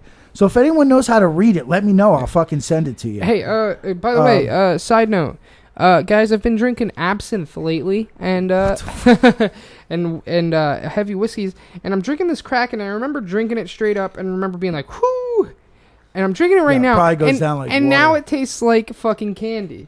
I have absinthe too. Okay, so basically, the pills that were found in his body were no big deal. That's to sum up the fucking thing. Okay. All the narcotics in his body were either prescribed or... Do you agree with that? Do you think the lorazepam? Do you think that had anything to do with it? Well, they say the shit's bad. I don't know. Yeah. So, wasn't he also on that stuff that you said that your one ex one time was taking, and it made her fucking crazy? Like that for that short time? Quit smoking? No, that was... Chantex. Yeah, made that bitch fucking crazy. She threw a fucking butter knife at me. Man. She was fucking nuts, it wasn't Chris Cornell taking that or whatever? It's not listed on here. Okay. I was wrong then.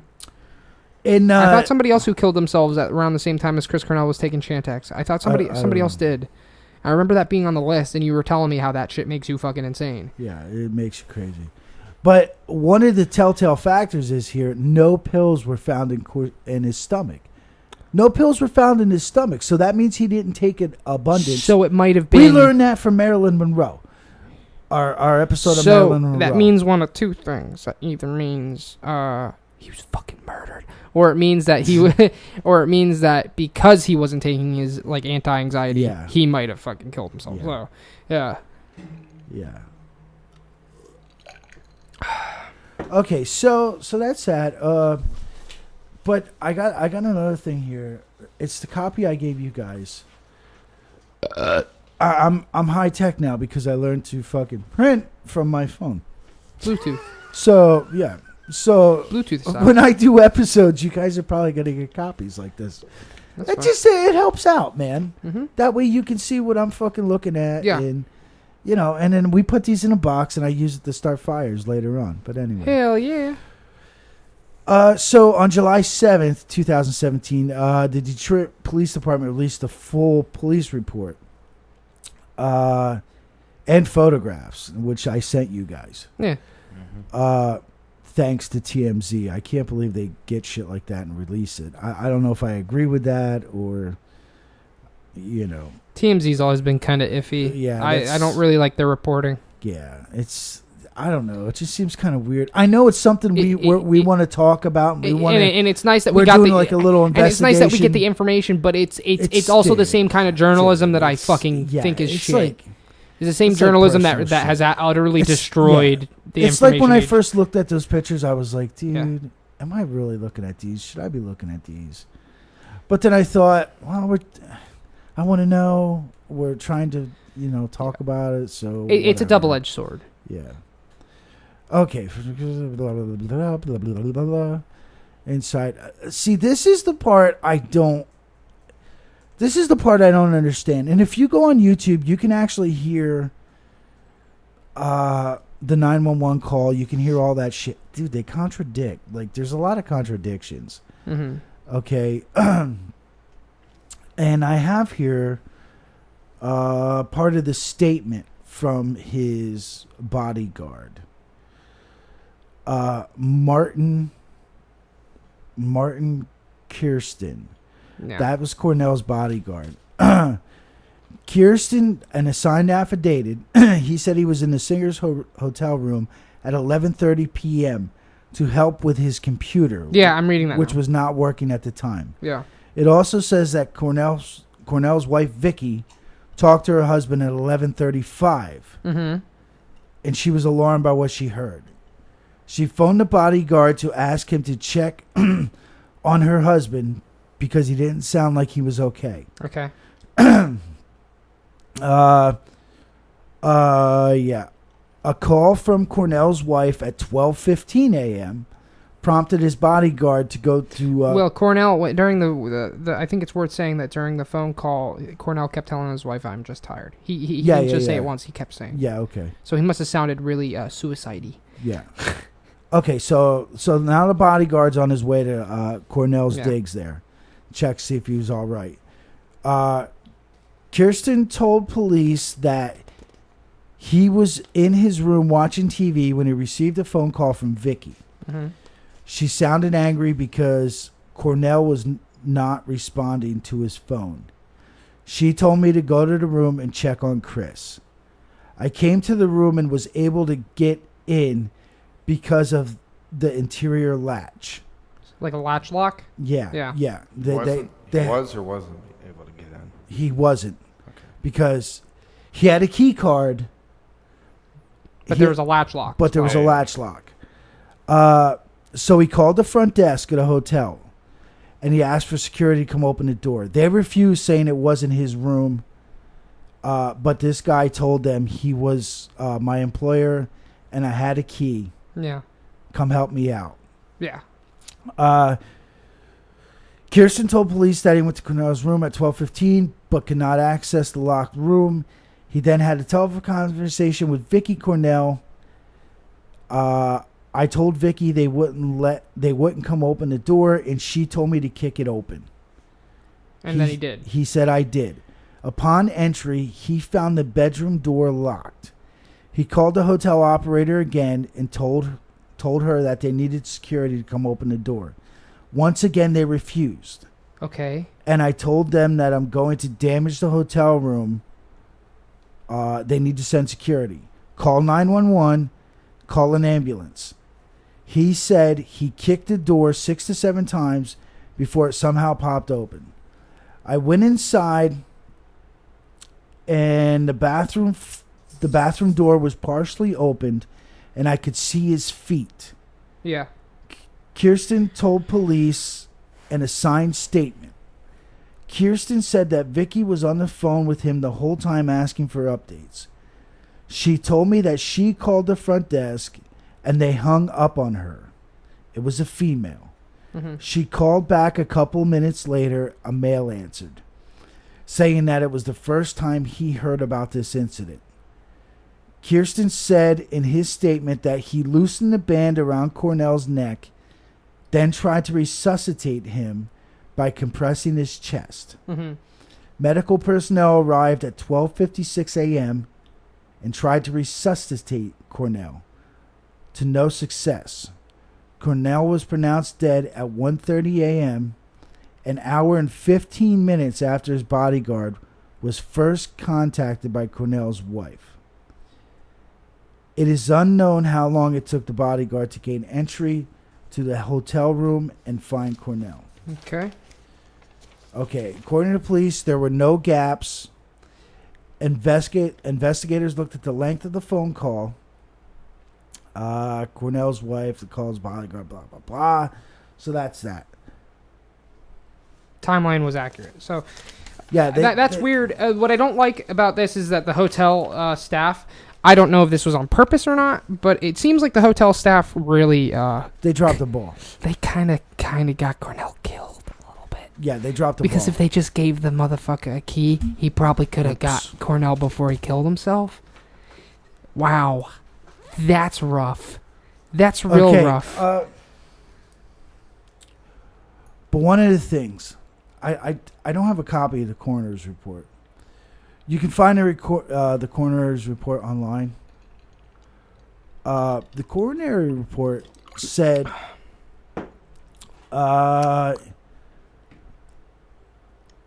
He hung sorry about that. He hung himself. Okay. How he hung himself was from the top of his door, correct? Okay. What they do is okay. You run a fucking from the door handle on one side of the door. You put a rope or whatever you got from one side of the fucking door. Yeah. From one door handle, you run it over the top of the door. Yeah. I was going to say that's how he did it. Yeah. And you close the door, and then you hang yourself from the other side. Yeah. And the coroner's report, and actually in some of the fucking the 911 calls, it says he was still in an upright position. What do you mean? That he was hanging. Like... He was still hanging. Now look at the pictures I sent you guys. That he was hanging. He was hanging from that exercising band. How does that make any sense when his bodyguard supposedly had already loosened it? Also... Wait a minute, hold on. His bodyguard loosened it. Okay, so he's still... Now look at those pictures. You look at those pictures. Yeah. The coroner also said there was, or the police report said there was blood in his mouth. Yes, there's blood all over the door. Okay. Yeah. Look at those pictures. There's blood all over the wall. Yeah. And it's all over the floor. It's spread on the floor. It's now listen, from spread on the floor may be from people moving his body around, the paramedics trying to save him. So you said they found him in an upright position? Yes. The police did. That was in the coroner's report, that he was in an upright... But the bodyguard unhinged him. The bodyguard unhinged, and the bodyguard didn't say that he was hanging yet, or that he was sitting. The bodyguard said when he walked into the room, he's seen his feet. That means he was laying the fuck down. He was already laying down. Or at least sitting down where his feet was hanging out the door, right? He hung himself from the inside of the door. Yeah. Inside of the bathroom. Look at those pictures. The bathroom door opens up inwards. So he would have had to have been on the back side of the door. Yes, that's what I'm saying. How was his feet hanging out the fucking door? The only thing I could imagine... Now, I'm not saying that's impossible. I'm just saying it's possible that he could have been hanging in his feet, like if he was like in a weird position. His feet could have been hanging out, but that is a very unlikely pose. And I'm not saying, but it's unlike some other things that we hear where I say it's literally impossible for that to happen. I'm saying it's possible for it to be that way, but what's weird is the blood. If that's the case, wouldn't the blood, because then the blood would have come out of his mouth. I don't know how it would have, it would have looked a lot different from what it looks like. It looks like because this is on the floor right here, you see? Yeah. You see where the concentration of the puddle is? Yeah. That would imply that it was pouring out of his mouth. Yeah. Pouring out of his mouth and then leaking. Now, and one more thing. that doesn't look like blood splatter across the ground of him like hanging and then his body like in a contorted pose. And, No, and it splattered up the wall, too. Yeah. So that's not. And one more thing. Look at that thing that he used to hang himself. The exercise band. Those are really stretchy. Yeah. And there's a handle. Yeah. There's a handle. So you're saying. So that guy so you sat there the whole time, pulling on that fucking handle. Because you'd have to look at that, the way it's looped. It's not a noose. No, he just has it wrapped around. He just has it wrapped around itself. It's not a noose. He just has it wrapped around itself, and then You would have to pull it. Well, you wouldn't have had to pull it per se. You would have had to put pressure on it yourself, though. Yes. Yeah. You would have to kill yourself from and- self-asphyxiation. Yeah, you would. Do you know how brutal that is? You would have had to pull it yourself. I don't care how bad you want to kill yourself. Your body's not going to let that let it happen. It's not. Well, No, even if because your even natural if, reaction is going to be to let that go. Well, not necessarily. and You can voluntarily kill yourself, but the problem is that with the problem with not in the way that you have to literally no, hold the fucking rope to choke. no. yourself to death. That's no. I'm saying that's actually a possibility. But that's not the thing here. The thing is that he would have lost consciousness before he fucking... Before he died. That's what I'm saying. Before he died. You can voluntarily make yourself unconscious. People drown themselves all the time. When people think about hanging, okay, they think about people hanging from a tree, hanging from gallows, shit like that. 9 times out of 10, when you do a hanging right, you don't die of self-asphyxiation. You die from a broken neck. You die from a broken neck. Yeah. There's no way to break your neck. No, and there's not, no, because you don't have enough. You don't have enough inertia. You don't have your weight behind it. You have to strangle yourself. Yes. Another thing that's weird to me here is, if we look past all of that, how do you fucking? I don't know how tall Chris was. He was a tall motherfucker. I'm assuming he was more than fucking. He was 6 foot something. I'm assuming he's more than fucking 3 feet tall. Dude, in these fucking pictures, they're not pulling on this fucking thing. Yeah. And it's already halfway down the door. Fucking door. Yeah. Well, that's what I wanted to say. You can voluntarily make yourself unconscious. Whether you die after that is up in the air. That's up to what happens. Yeah. Like people drown themselves in bathtubs. Okay, it happens. Now the thing is that the problem with doing something like that is that he would have lost consciousness, and that's he would have lost. The band would have came off, and because he would have had to hold that fucking handle. And I don't see any improvised devices, and that's very weird. Unless it was a perfect storm of him like hanging his hand through it, and then like when he lost consciousness, and that would have, and that's really. I mean, even if he had somehow figured out a way to rig a noose with that handle, I still just don't understand how you hang yourself from fucking just how that it's not even stretched at that point. If he would have put that around his neck, he said he's 6 whatever, and then he sat down, it would have just stretched down the door. It would have felt uncomfortable, but I doubt it would have been choking him to death. It just doesn't. And if they found him sitting up, especially, it doesn't make sense. If he was laying down, maybe, I don't know. But then it doesn't make sense to me. But then my problem is that you don't bleed. But then again, I could be nuts, and he fucking did it. I don't know. That's the only way I could see it is from these looks of these pictures is if he had laid all the way to fuck down. Yeah, maybe that's what I'm saying. It would have stretched far That's what I'm saying. enough So that means that somebody's report is right and somebody's report is wrong. Yeah. So that means that if he basically if you support Kirsten's claim, that means that you support the idea that he killed himself. If you support the fucking coroner's claim, then you're implying that he didn't fucking kill himself. And what weirds me out is that he didn't cut himself or anything, did he? No. Why is there blood? You don't fucking bleed when you hang yourself. No. They actually had a reason for that. I didn't dive into it.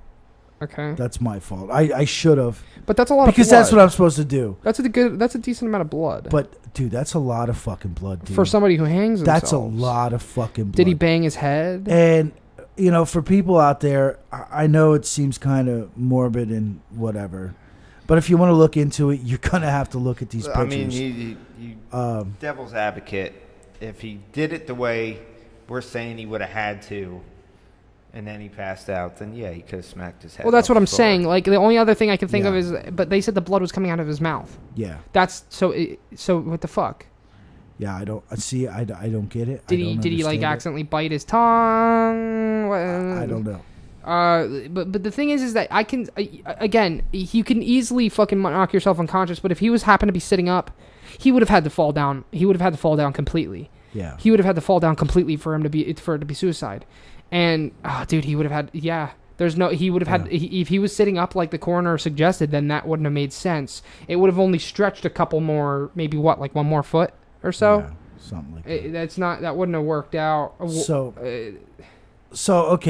that's Chris Cornell. Maybe I'll experiment when I get home. Jesus Christ. Okay, so that's Chris Cornell, and this is where the Chester story is where I'm gonna jip Chester, because there's other things I want to talk about. Okay, so we know Chester Bennington from Lincoln Park. He was really good friends with Chris Cornell. He's actually the godfather of Chris Cornell's son. They had a really, really tight-knit relationship. So Chris Cornell died, I don't know, what the fuck date did I say? I don't know. But it was a month later on Chris Cornell's birthday. Chester Bennington celebrated Chris Cornell's birthday July 20th, 2017 by fucking hanging himself. I don't have a lot of information on Chester because, like I said, I want to talk about other stuff. Yeah. But we just know from maybe we can talk about Chester on his own. Yeah, but we just know from listening to Chester. Yeah, let's just make this a Chris Cornell episode, and we'll talk about Chester at some point. But no, it's going to go way beyond Chris Cornell, dude. Oh, okay. Because I got another paper for both of you. Okay. We know from Chester's music, the guy was dealing with a lot of pain. He said in multiple interviews that he was molested as a child. Cornell did. No. Chester. Chester. Oh, yeah, Chester. We're on Yeah, Chester yeah. now. So we know Chester's fucked up. Okay. And I really don't even think I want to get into the John Podesta Chester thing. But listen. That's more of a fucking Hail Mary of a fucking conspiracy. Yeah, but listen, I will say this about the Chester John Podesta thing. Photos have been analyzed by a professional. I forget who it was. With all the points and facial recognition as to genealogy, Chester's picture and John Podesta's picture nailed a 75% accuracy. Yeah, I know about that. But we all got doppelgangers, supposedly. Yeah. But 75% it nailed on that. Wow, Chester got the shit of the luck with the that's fucking doppelganger. That's a huge stretch. And I remember this. Everyone wanted to tie Lincoln Park or Chester to the Clintons, because we all like to think the Clintons just fucking go around killing everybody. Well, I mean, they got a lot of. They do. They got a lot of people on their hit list. But the only thing I will say to that is, you can find news articles and pictures where Lincoln Park actually met Bill Clinton. And the connection there that everyone talks about is after the earthquake in Haiti, Lincoln Park started this thing down there to help clean up and help people out down there. They started a huge recycling facility. Yeah. They did a big benefit concert, too. Yeah, and they did a big benefit concert and everything. Well, that motherfucker was about to close up. And they supposedly met Bill Clinton one time at a dinner. There's pictures to prove it. And then all of a sudden, the Clinton Foundation injected Lincoln Park with hundreds and hundreds of millions of dollars to keep this facility going. Bill Clinton himself actually went to this facility Okay. To Go on. Calm down. Go on. Check it out. We're gonna get way to off check track it or out and whatever you wanna everything. say. They actually went to Bill Clinton himself went to the facility, checked it out and everything. And listen, if you know anything about the Clinton Foundation, it's not just because I hate the Clintons, but if you know anything about the Clinton Foundation, anybody of anyone who got anything from the Clinton Foundation that involved Haiti were good friends, Yeah. relatives, and people who just raped the hell out of Haiti. Yeah. Yeah. The Haiti was a botch job. It was fucked up. Haiti, And let me tell Haiti you, was a bullshit job. and you for don't the meet Clintons. somebody at dinner once and say, "Why don't you give my fucking facility $100 million?" I mean, it definitely wasn't because Bill liked their fucking music or anything like that. Well, he could have. I don't care about that. Bill definitely But you don't was not like a just Park meet you don't fan. you don't just fucking meet someone at dinner once and be like, you know what, I think I'm gonna invest in you. You kind of got to meet them, maybe see their business, understand who they are a little bit better. It's just like you can't just fucking you don't just meet someone at dinner and give them Yes. hundreds of millions of dollars. And that if- was fucking dude, preordained. dude, That was preordained. Listen, and if you look at all the people that got money from the Clinton Foundation to do anything with Haiti, I shit you not, check it out. They were either related or they were good friends. Or they had something to gain out of it, something And like that. not many people know there was actually a woman who got arrested directly involved with the Clinton Foundation. She got arrested trying to take multiple children out of Haiti Yeah, to transport them back to the United States. yeah, And these were children that they said were orphans. yeah, And a lot of these kids, they weren't fucking orphans, dude. yeah. They were just picked off the fucking street. And you know what? And if you want to talk about something more surface level, then let's talk about something more surface level. Let's talk about how the Clinton Foundation and the Clintons were supposed to go there. They had a budget and they had a certain amount of houses to build. They actually contracted a fucking company, and they were supposed to build a certain amount of houses. They built a fraction of those amount of houses, and then where did the rest of the money go? No, they just pulled out. They pulled out of fucking Haiti. And Hell, I think they built a fraction of a fraction of a fraction of them. no, and they listen- literally built like 1/10 of the fucking houses. It was- listen, you can just think this is right wing propaganda, but all you look have that to up. do The stats are there. all you have to do is read articles directly out of Haiti. That's- You can't read our fucking news. You got to read articles directly out of Haiti. The Haitians hate the Clintons. Haitians see the Clintons as global rapists that came in and fucking raped them. The Clintons promised this, they promised that, and all they did was come in and rape that What fucking did the country. Clintons say? They built a fraction of the houses, and Yes. what they do? Build one big hotel. They build a big hotel. Yeah, And- they did nothing. And we were just talking about before. And they gave. And Listen, they, all you have to do is look at the Clinton Foundation's Yeah. tax returns, just like I looked at the Chris and Vicky Cornell tax returns. Yeah. They gave nothing to Yeah. these Haitians. And- Haitians. So why? That's why conspiracy people are like, so why? Why did the Clintons give millions of dollars to some fucking band, Linkin Park, that are doing something out of goodwill. Yeah, that are doing something? So And so that's why why did it come people from? say that was John Podesta's doing, because he knew that was his fucking kid. Now, I'm not saying that was his kid. I don't know if that was his It's just kid. the implication of the conspiracy. It's the perfectly implication of conspiracy. I don't know that for a fact, and I'm not saying it's a fact, but dude, there's just how many coincidences can there be? And I gotta say, no matter you believe us or not, we do our best. That no matter what our opinions on the topic is, we do our research, and all this shit. Well, we try to. Well, all this shit about the fucking Clinton Foundation, Haiti, and all that. It don't make no sense, but it's there. It's fucking there. They have their own fucking records of what they did. It don't make no sense that you'd make your own records of fucking people over, but it's there. Yeah. You just gotta go fucking look for it. Yeah. You can't listen to this mainstream media. You gotta, dude, all the information is there. But Listen, I'm not gonna lie. It's a pain in the ass to find it. Yeah, because it's hidden. A pain in just like this. I don't think it's a pain in the ass. I just think people don't want to fucking look for it. It's a lot of work to find it, but it's there. It's never made any sense to me why, if you're gonna fuck people over like they do, why you just don't fake your fucking records. But it's there. Yeah, right. Because people are too. Because people. This is a little bit off topic. I'll cover this super quick. Okay.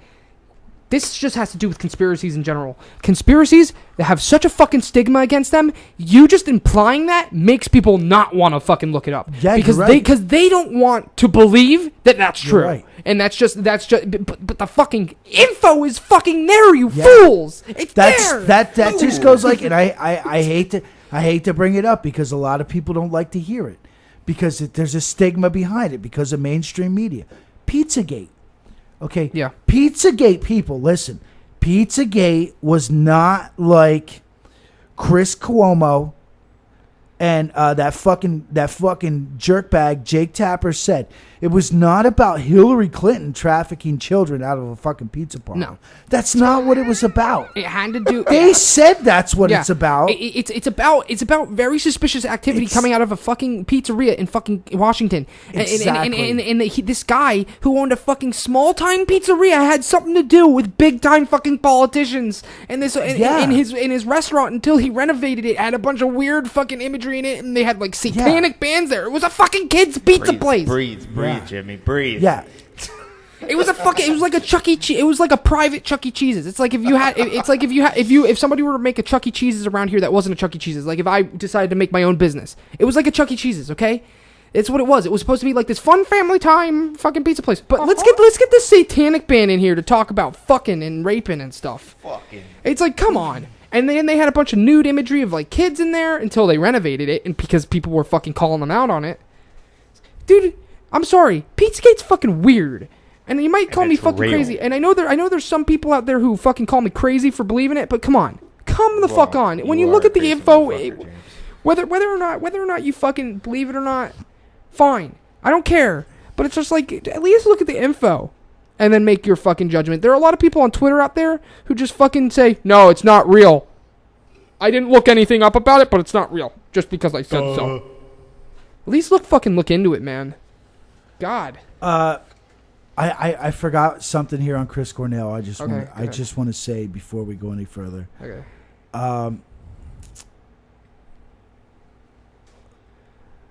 In 1994, Chris Cornell did a interview with Rolling Stones, and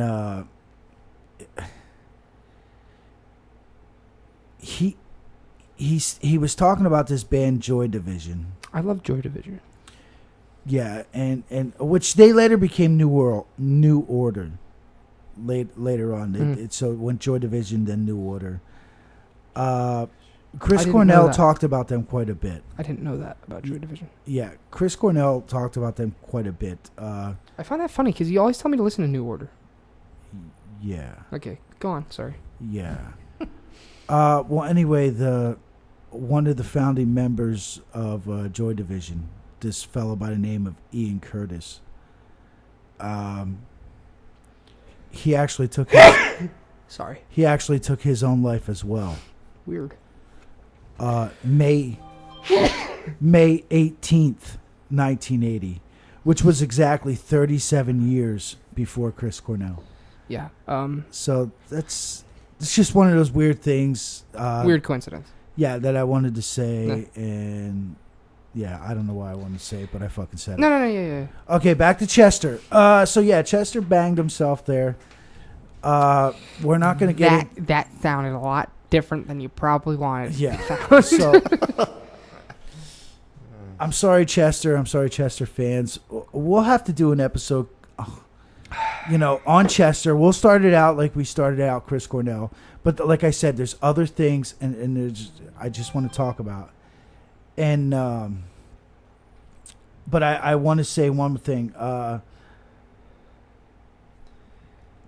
Chris Cornell was good friends. This is what's funny, because when the whole Seattle scene started, the whole grunge thing, they were all about they're not mainstream rock, and they were against mainstream rock. But Yeah, some of them actually lied, but yeah, And then more than a feeling and yeah. Teen Spirit. It's the same song. But anyway. More than a feeling. Yeah. But Chris Cornell was really good friends with the band Heart. Do you know the band Heart? They sound familiar. Barracuda. Oh yeah. Because Seattle's always had a great music scene. Jimi Hendrix came out of Seattle. Really? I Yeah. didn't know that. A Heart came out of Seattle. So Chris Cornell became really good friends with Ann Wilson of Heart. And Ann Wilson said in an interview about Chester Bennington that she met him a couple of weeks before he decided to take his life. She said about him, he was really upset. No. He was really upset and he was really a mess. So anxious and sad and had to go on stage in like a few minutes. I think that Chris's departure hit him hard because he recognized the impulse. He had been hit by this news. There was a lot of fear there. I said to him, let's just breathe here and look into each other's eyes and go, we're still here right now. Let's just do this. And a couple weeks later, he was gone. That was pretty fucked up. But I don't know why I wanted to say that. That's kind of sad. Yeah, I don't know why I wanted to say because that. I think Once again, 1-800, blah, blah, blah. Hopefully they'll have a 3-digit number soon. yeah. Uh, Dude, I don't mean to get political on that statement, but I'm telling you, if they find out that Trump did that, they're gonna be like, start killing yourself to fucking fight Trump. yeah, I know. Jesus fucking Christ. So I kind of, listen, I apologize. Once again, I can't apologize enough. I really gypped Chester. But listen, when it comes right down to it, the topic, where we're going with this, they're the same person. Listen, I spent so Well, much it's kind of the time. same story. It's just that I think there's less conspiracy surrounded Chester. I spent so much time Whereas looking into this. Yesterday, I read so much stuff.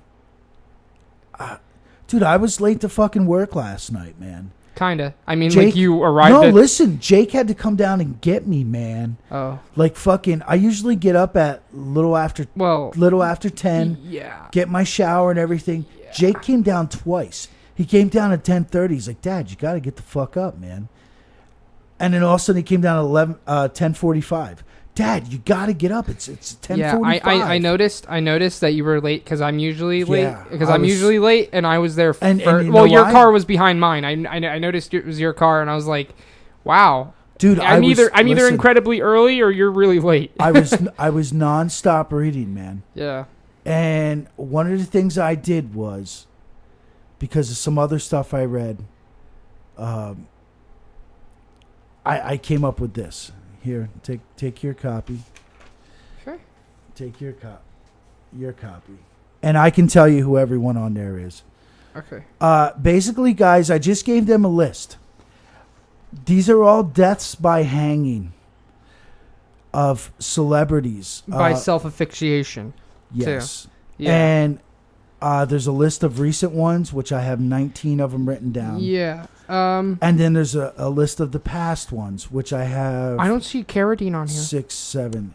I'm kidding. He's down at the bottom. Really? Oh, Yeah. yeah, there he is. Yeah. He's a sidestep. Yeah, next yeah, to yeah, those yeah, other yeah. two.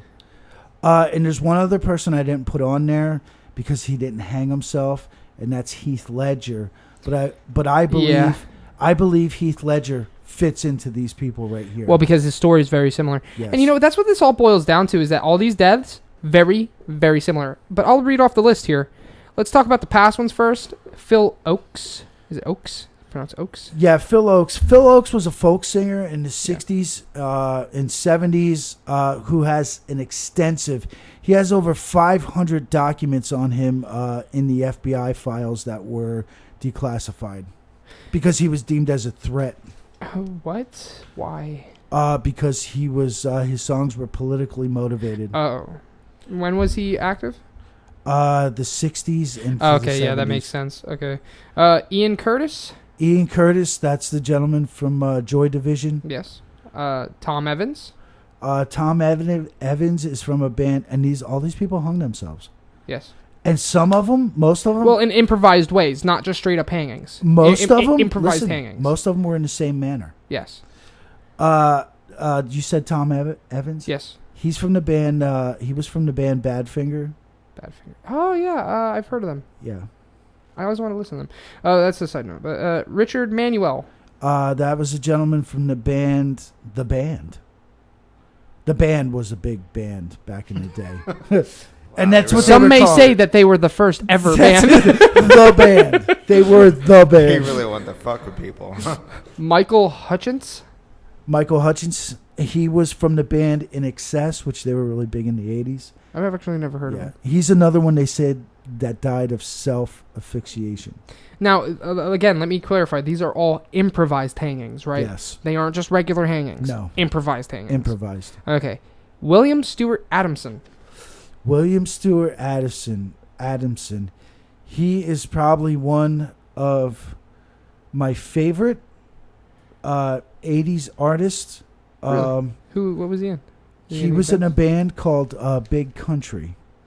I've heard of them. Yeah, They they had a big hit. song? They had a hit in the 80s. They were considered a one-hit wonder. It was called Big Country. In a big country, dreams. It's that one I let you hear where he plays the guitar and it sounds like bagpipes. It's a really good song. It's probably one of my favorite 80s songs. But before that, he was in a punk band. Matter of fact, at his funeral, The Edge from U2 gave his eulogy. Mm-hmm. And The Edge said he was probably one of the greatest musicians of all time that no one got to hear.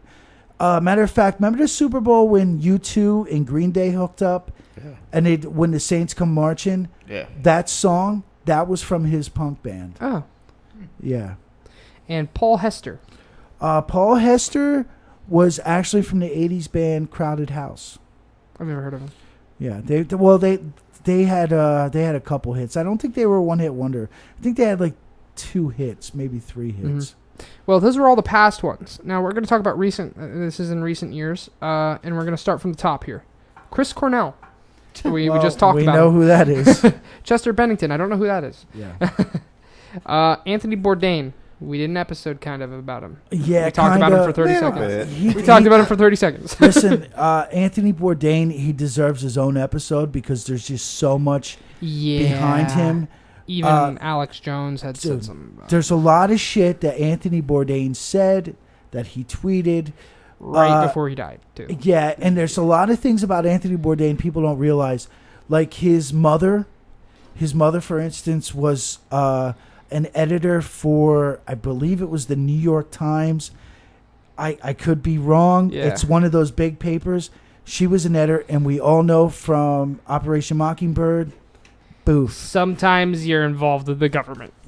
Yes. Yeah. And Anthony Bourdain, listen, the thing about Anthony Bourdain is he was able to go to any country, anytime, anywhere that he wanted.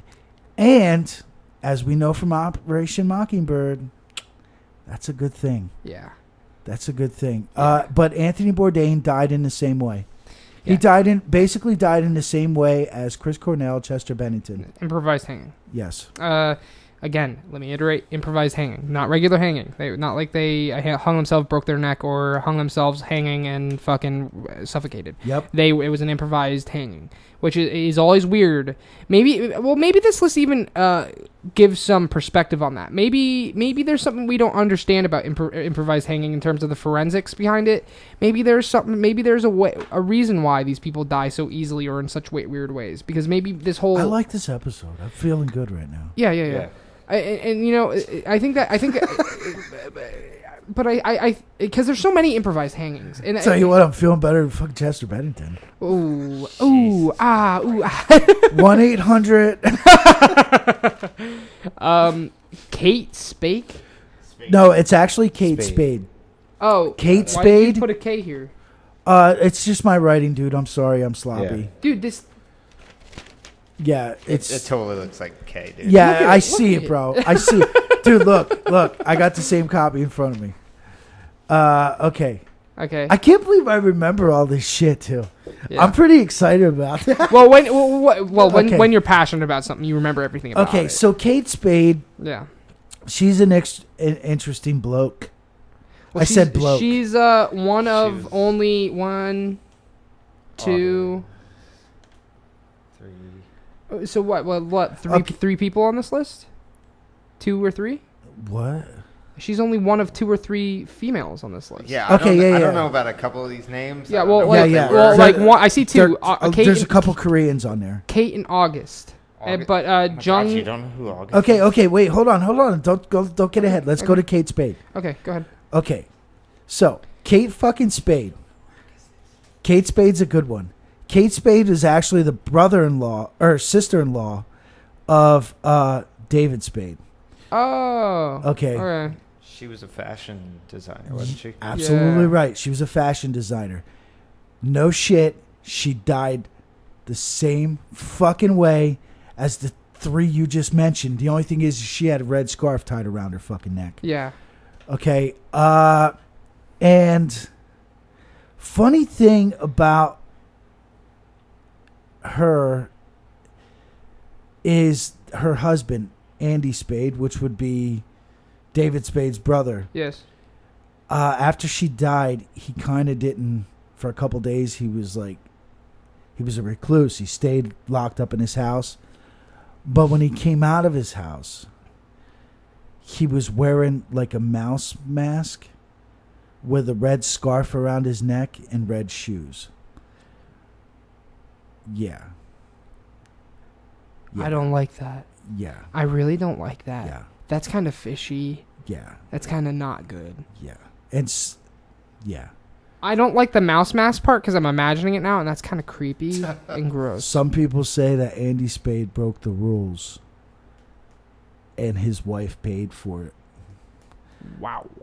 But, okay. Mark Salling. Yeah, I don't want to talk about him, but he pretty much died the same way. Why did he? Was he a piece of shit or something? Nah, he's just not interesting to me. Oh, okay. Robin Williams. Who the fuck is that? Yeah. I've never heard of him. Now, see, Robin Williams is an interesting character because he's the only one, out of all these people on these lists, he's the only one that actually had a diagnosed issue. Okay. But he died the same way. Belt hanging from a door. Yeah. Improvised hanging. Yes. Improvised hanging. I know. I should just keep saying improvised hanging. Yeah. I just know that's the technical term for it. Yeah. So. And there's a lot of people that question Robin Williams as far as what he knew as far Really? as... Because I thought he was struggling with depression his whole life. Yeah. Oh, Yeah. They said he was struggling with depression his whole life. Which I find it funny. Didn't he do a movie where he was he was OCD in it? Yeah. Yeah, dude, that guy had so many fucking movies. And yeah, wasn't he struggling with that OCD? And he no, that's Bill Murray. Bill Murray. I'm sorry. Bill Murray did. It was Bill Murray who did the movie about the guy with the OCD, and he falls around his psychologist, and then he he makes like a relationship with the guy's son. Yeah. Yeah. That's Bill Murray. Whoops. I'm sorry. Sometimes I confuse the two's movies because they kind of seem to play the same role in movies. They're like the comedian yet like touching kind of character. So, dude, I've read so much shit the last couple days. I'm confused about everything. Okay, well, on to the next one. August Ames? We know who August Ames is, don't we, fellas? How do you not know who she is? I'm sorry. I couldn't listen. I didn't get a August chance. She's a porn star. Dude. Yeah, I didn't get a chance. I wanted to get some of the titles of her movies. Improvised hanging. Hanging by giant dildo. Google some of her titles. Dude. But I will tell you, she has starred in 270 fuckfest fucking films. 270 times she was on film. Hold on, guys. We're whipping out the fucking laptop. The only thing I got about her really is, dude, I watched that whole situation. Oh, fuck yeah. She's a top search. Dude, I watched that whole situation go down on Twitter. Yeah. Oh yeah, God, apparently dude. Yeah. I don't. She's kinda I don't- hot. I don't know about her. Yeah. If she fits. She's a into all fucking- this or not. Honestly, I wanted to put her on there because she's a porn star. She's a fucking cutie. yeah. Is was it an improvised hanging? Yeah. Yeah. Okay, cool. She killed herself because she was being constantly bullied. She didn't want to fuck a gay. Yeah, she didn't want to fucking. Gay Oh guy. yeah, that's right. She was that guy, that girl. Yeah. Oh yeah, And that was fucked up. She got Yeah. bullied repeatedly on Twitter because of Yeah. it. She fucking killed herself. When did Yeah. she kill herself? That was last. Yeah. That was last year already. It was and last it was year. over all I that. remember. Yeah, were you still working with us when I was complaining about it? When I was I- saying that she shouldn't have. Dude, she shouldn't have been. fucking, that list, the list I gave you, 1 from 19. Yeah. That's all within a couple years, man. I don't think I was with you Because I guys remember anymore. being like, why is she getting fucking shit about this? I remember fucking going But- off about but it. I watched that go down on Twitter. Like Yeah. I remember what tells you the kind of people I follow on Twitter. But I seen her last tweet come up like that night. Yeah. Oh, Twitter. I just want to get a shout out to the dude who figured out my Twitter, my personal Twitter. Rodney. Mad props, Holmes. Yeah. I mean, it probably wasn't hard. Well, but- nah, yeah, because you constantly mention, Yeah, you constantly yeah. put yourself in, you like retweet your own tweets on our fucking thing. So I mean, Yeah. anyway, I try to mix it up, man. He I try. found me- he found me a Listen, long when I go onto my personal Twitter, He found me a long time ago. So. when I go on my Yeah. personal Twitter, I just start retweeting. yeah, that's right. How the fuck did you find your Twitter? Yeah. Well, I mean, 'Cause you never I- mention your fucking Twitter. I mean, all I'd have to do is retweet a couple things. My Yeah, my bio does say that I'm fake James. Ah, Yeah, yeah, that's right. But yeah, what I do when I go on my personal Twitter is I try to retweet a bunch of stupid shit, and then I retweet some of our shit. Yeah. Then I retweet a bunch of stupid shit again. But anyway, All right, on to the next one. Aaron Swartz. Aaron Swartz is a doozy, man. Aaron Swartz was a co-founder of Reddit. Oh shit. Yeah. Okay. Yeah, he was a co-founder of Reddit. And as we know, that's a liberal playground. yeah, he died hanging from a door. Yeah. The rumor behind him is he hacked into a bunch of computers that he wasn't supposed to hack into. Oh, I heard about this guy. Yeah. And he found tons and tons Yeah. of videos and images he wasn't supposed to see. Yeah, I heard about that actually. I remember that now. Yeah. I think you told me about that a while ago. Yeah. Cheyenne Brando. Cheyenne Brando. That was Marlon Brando's I was daughter. about to say. I don't know who Marlon Brando is. the You fuck, don't know who James? fucking Marlon Brando Well, I might is? know, dude. I'm bad with names. I might know who he is if you show me a picture of him. Dude, best movie I ever seen Marlon Brando in was From Paris with Love, where he fucked this prostitute in the ass and he used butter to lubricate her ass. Where's Oh, you the talking butter? about? Oh, are you Get talking? the butter. Oh, Get is the he butter. Get the butter guy. Get the That's butter. the Get the butter guy. Yeah, he used to get the butter guy. Wasn't he the fucking doctor? Oh, it's the fucking Get the butter guy. Yeah. He was. Jesus Christ. She was a model. Don Corleone and fucking. Yeah. Godfather. Yep. Yeah, she was a model. She hung herself. Yeah. Jonathan Brandis. Jonathan Brandis. That's a fucking sad story there. He didn't hang himself from a door, but he fucking hung himself. It was improvised anyway. It was improvised. Jonathan Brandis, the first movie, I could be wrong, but the first movie I remember seeing him in, he played Sebastian, I think that's how you say his name, in The Neverending Story Part 2. Oh, okay. Yeah. And then he had a bunch of fucking small roles here and there. Yeah.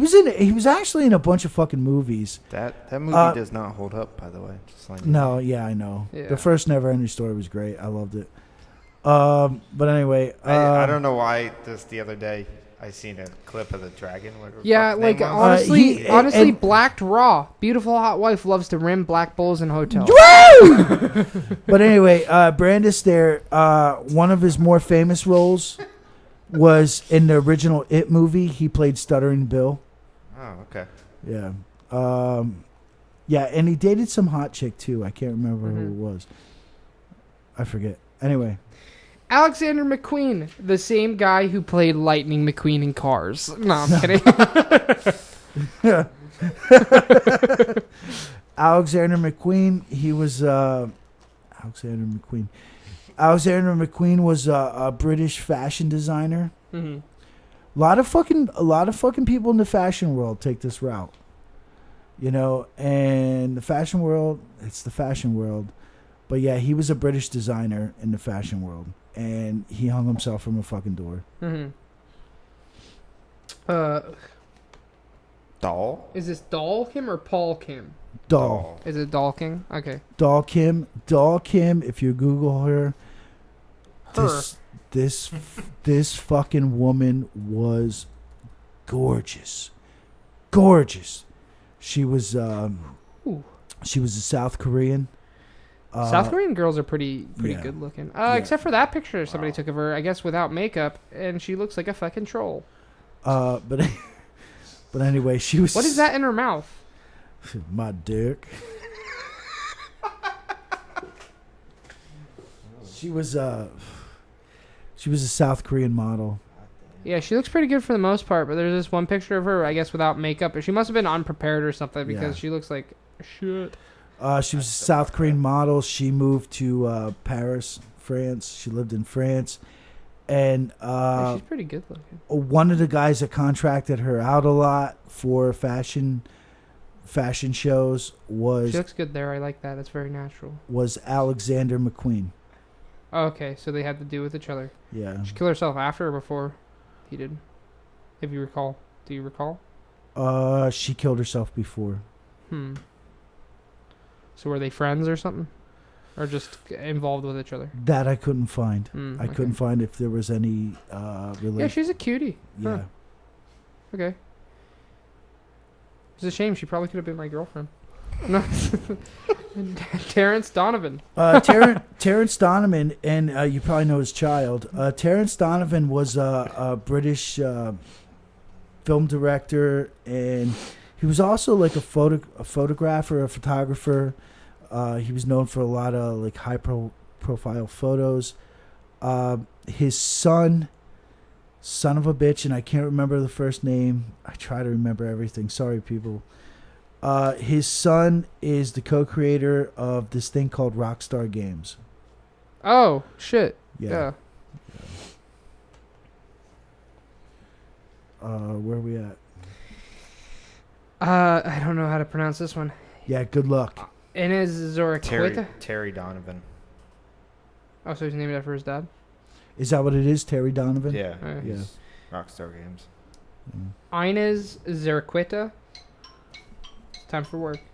Yeah, she's a little cutie. So there's 4 women on it. Her situation, Ein's situation, was how did it go? It was first. It was I think first it was Kate Spade. Then it was Anthony Bourdain, and then it was her. They have to do it with each other. They all died within a matter of days and weeks. She died in June of 2018. Who is she? She is the sister of Queen Maxima of Holland. She hung herself with a red scarf as well. Oh! Yeah. I don't like that. Yeah. I don't like that. Yeah. I don't like that. Yeah. That's too much. That's too relevant. I hate when things are so relevant to one another. Coincidences are coincidences, but some coincidences are too much of a coincidence. That's kind of fucked up. Within the same amount of time and using a red scarf, that's kind of weird. One thing about Anthony Bourdain too, I forgot to mention his girlfriend at the time when he died. Supposedly they were in an open relationship. Some people think Anthony Bourdain didn't know they were in an open relationship, but his girlfriend did. I can't remember her name. She was the freaky bitch. His girlfriend was the very first person to come out at the Cannes Film Festival to Harvey Weinstein. Yeah. Oh, yeah. She was the first person Huh. to accuse Harvey Weinstein. So that means that Bourdain was kind of a hot target at the time then because Yeah. of her. Yeah, and if you go back and read some of Bourdain's tweets from that time, they're kind of fucked up. Yeah. He rags on the Clintons. He rags on Weinstein. Well, he actually says something about Clinton's people. Yeah. And that's kind of... In an interview... Ooh. In an interview, he actually said he was roughed up by some of Clinton's people. Now, I don't know what that means. I mean, it's... It can mean anything, Yeah. you know, because we don't know. We will never know. So... I'm pretty fucked up. Are you? Yeah, How much I'm did you on my fucking drink? fucking third glass here. Wow. Yeah. Well, But I'm trying, people. I'm trying. Just bear with us. onwards. Good luck with this one. Jang Ja-geon. I think I actually pronounced that pretty good. I actually, Jang Ja-geon, She's a cutie. I think you nailed that. And I think Jang Ja-geon is fucking gorgeous. Yeah, she's very good looking. Very good looking. She is gorgeous. Yeah, she's very good looking. Well, she's dead, but she's gorgeous. Yeah, well, She you know was what? gorgeous. That doesn't stop some people. Jang Ja-geon, she was a South Korean actress. Yeah. Well, you know, there's a lot of conspiracy bullshit going on in South Korea. Yeah. Right, with their government and stuff. And you know, I'm sorry, but movies and government Yeah. sometimes have to do with each other. Dude, they just locked a guy up. Yeah. That's what we need to do. 15 years. Yeah, I've seen that. 15 years. Basically the Hillary Clinton of fucking South Korea. Yeah. 15 years. Dude, didn't you hear We about... need to follow suit. Didn't you hear about the whole secret society they had going on in South Korea? Dude, they had an this- entire secret society that Yes. got outed. That Yes. got outed. Yes. And this Jang Ja-geon, Yeah. she had a little bit to do with that. Really? No shit. Yes, because she hung herself. Yeah. Very few of these people on this list left a note. Most of them didn't leave a note. No. Jang Ja-geon, I was just like saying her hot name.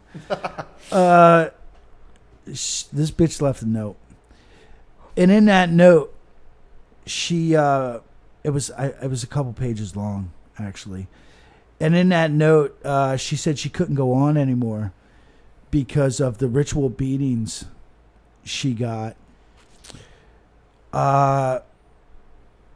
And how she was forced to fuck people, CEOs of companies, media directors, and anyone who wanted to fuck her.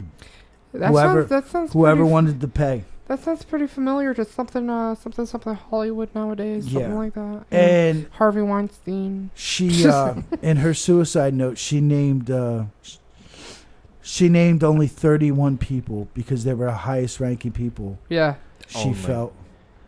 Yeah. The critical guys. The critical guys. And that was 31 of them. That's a and- lot.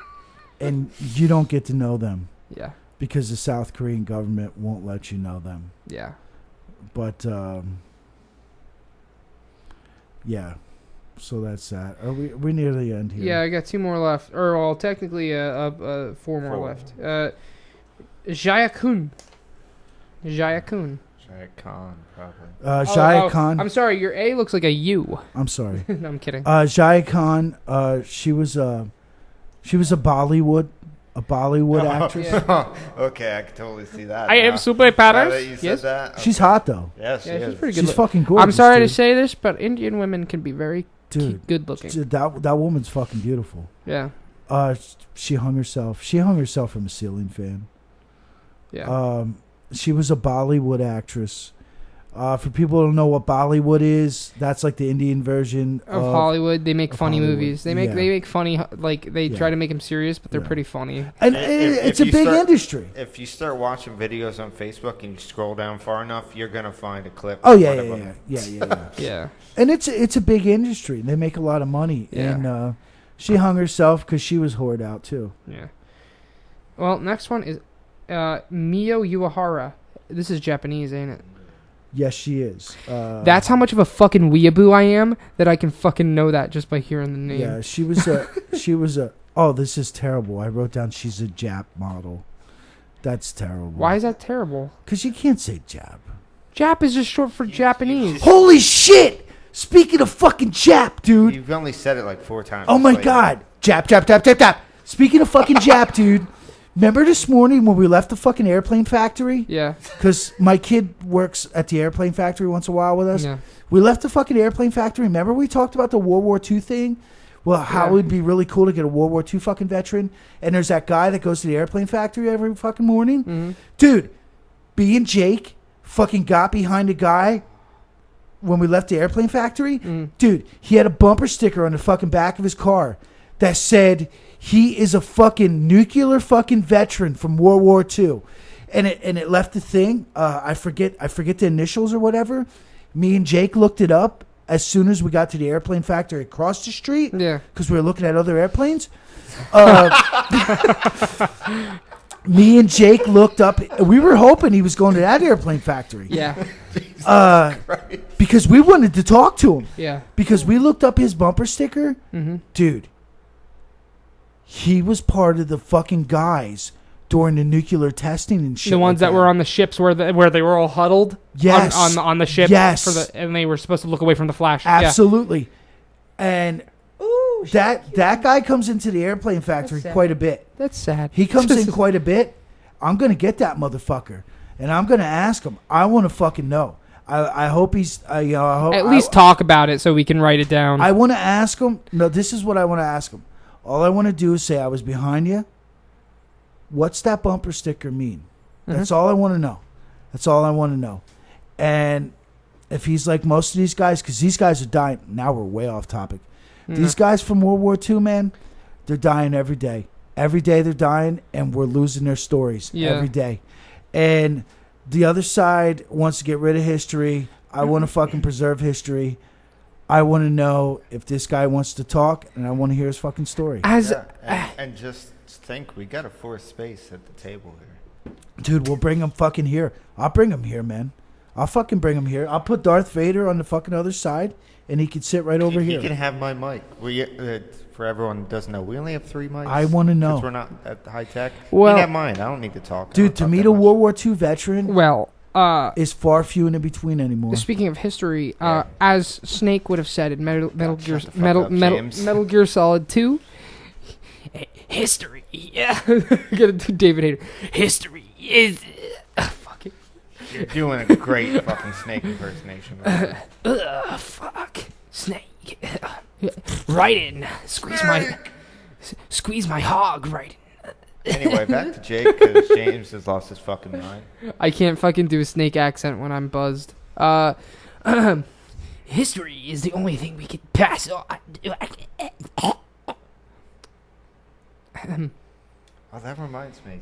Super off topic. I seen that awesome thing you posted the other day about that secret ending from the Snake, from Metal Gear with the Sorrow.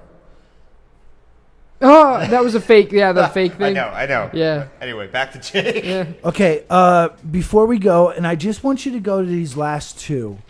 See this one here? Yeah. Start with this one, and then we'll go to this one. Okay, David Carradine. Listen, well, before you do, I just want to say the South Korean actresses and models and stuff, in 2009, that's when a bunch of these, they all hung themselves.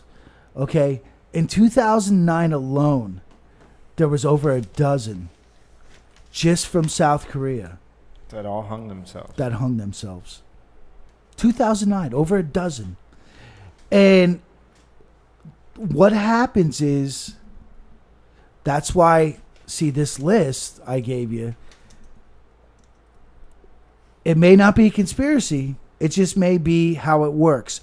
Because when this one, I forget which one it was, but when she hung herself, South Korea, hanging suicide deaths, because everything is kept track of, they went up. There was an extra 1,000 hanging suicide deaths that year.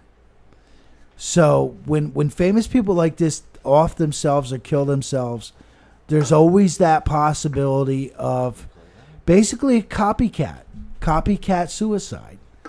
You know, people do it and they think, oh wow, this is what we got to do. We just follow the fucking lead. Okay, but anyway. Hold on. It's because you were talking about that World War II guy. I have to play this quote now. It better be fucking good. It is good. It's for Metal Gear Solid 2. Oh my fucking god, these fucking video games. Life isn't just about passing on your genes. You're good. You're good to play. We can leave behind much more than just DNA. Through speech, music, literature, and movies, what we've seen, heard, felt, anger, joy, and sorrow.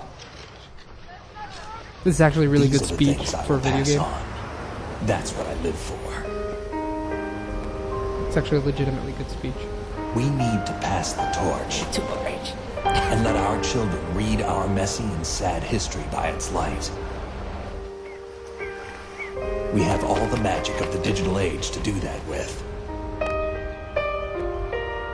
The human race will probably come to an end sometime, and new species may rule over this planet. Earth may not be forever, but we still have the responsibility to leave what traces of life we can. Building the future and keeping the past alive are one and the same thing.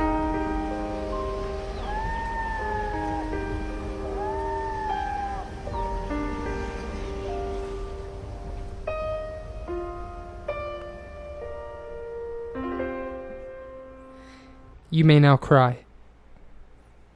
That is a good speech. I'm not sure if it exactly had to do with what we were talking No, about. it had to right do. now. It had to do with the World War II guy, and him telling us and It did have. All right, yeah. to have to tell a story. Hey, But what anyway, go. fucking episode is this? 24th.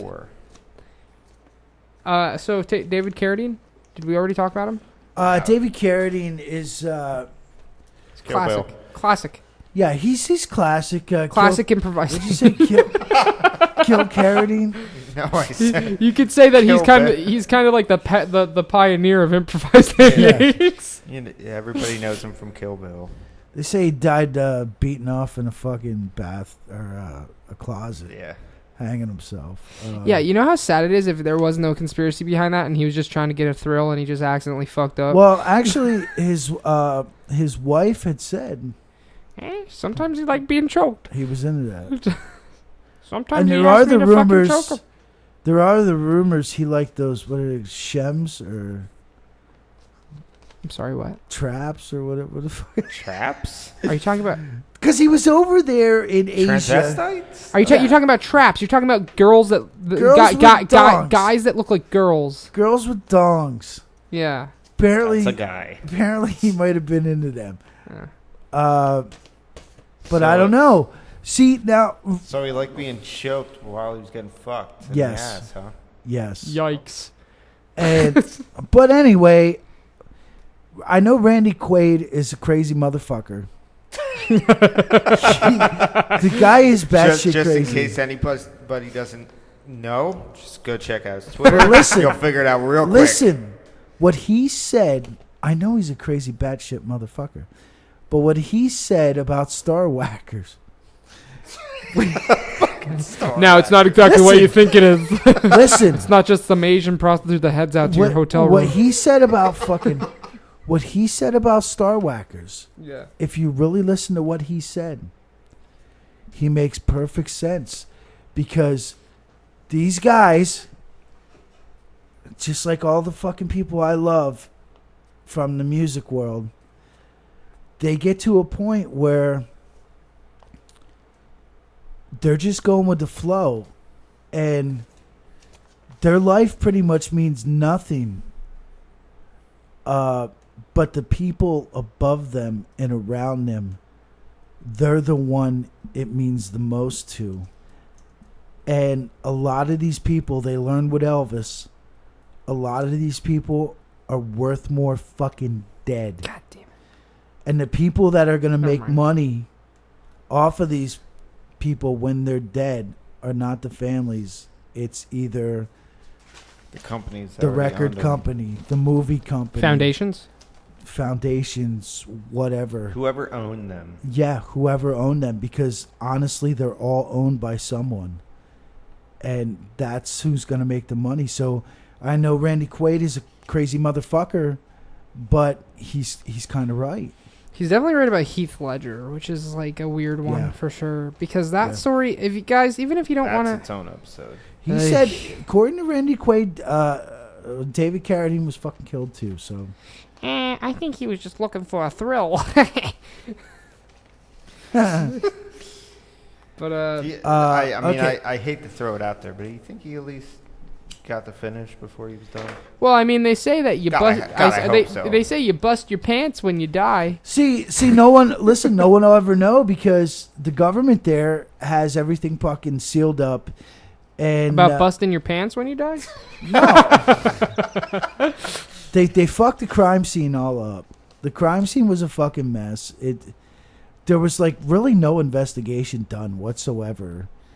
I mean, they're not like us, man. Other countries aren't like us, which is fucked up because we botch shit up all the time. It's been a year since fucking Las Vegas fucking shooting, and we don't fucking. It was a hologram, so let's not bring it up. A fucking hologram. Who the fuck knows? The fucking FBI probably. I don't know. FBI can't even figure out who the fucking. Las Vegas was weird. We should talk about that in like a year when there's more info. Yeah, everything. Yeah, whatever. Okay, just get to these last two fucking bitches. Barry and Honey Sherman. Barry, Honey, and Sherman. The reason I threw them on the list is because they're a perfect example of. They're a perfect example of a fake suicide. What? Yeah. Barry and Honey Sherman were Canadian. They were multi-millionaires. Well, she ain't hot. I wasted that Google search. Yeah, they're old. Yikes. They were multi-millionaires because they were in the pharmaceutical world. They were found in their house. I don't know. You might be a newer James. I'd give it a shot. They were found in their house hanging from fucking ropes as though they had killed themselves. And the initial reports were... But they weren't an improvised hanging. They were hanging like for real? Yeah, they were hanging. So this is not an improvised hanging. But initial reports were they committed suicide. But after a 6-week investigation, they concluded that these motherfuckers didn't hang themselves. They were fucking murdered, and the whole scene was made to look like they hung themselves. And did anybody do anything about it? They're still investigating. When did this happen? This happened last year. Okay. They're still investigating. The family's going nuts. They want to know what the fuck happened. And once again, the conspiracy people, guess where this leads? Hillary Clinton.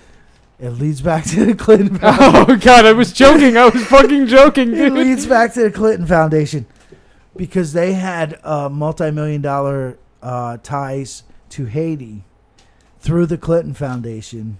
Yeah. For vaccinations. And we all know where that goes with the vaccinations. They wanted to autismoize fucking arms.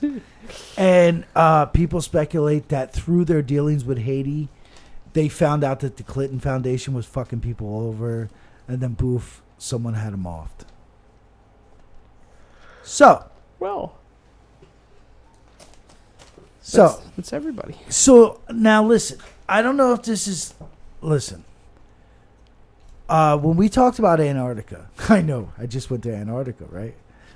But when we talked about Antarctica, there was a big thing I wanted to talk about. I didn't get to talk about because we always try to cram so much into an episode. Well, you got to realize, guys, we only got I mean, this episode. We try to keep this it short. episode's 2:30, but we usually try to keep it under 2. So and but when we were talking about that, I wanted to go into the topic of what's called a breakaway civilization. Okay. I really want to see where this is going. Yeah, I wanted to talk about that because a lot of people believe in, especially with Antarctica, that there's a breakaway civilization. They live under the ice. Blah blah blah. They're fucking there. Well, listen, I ain't going that far, but I am going to say, think about this. There is a breakaway civilization. It's everyone that was on this list. Okay?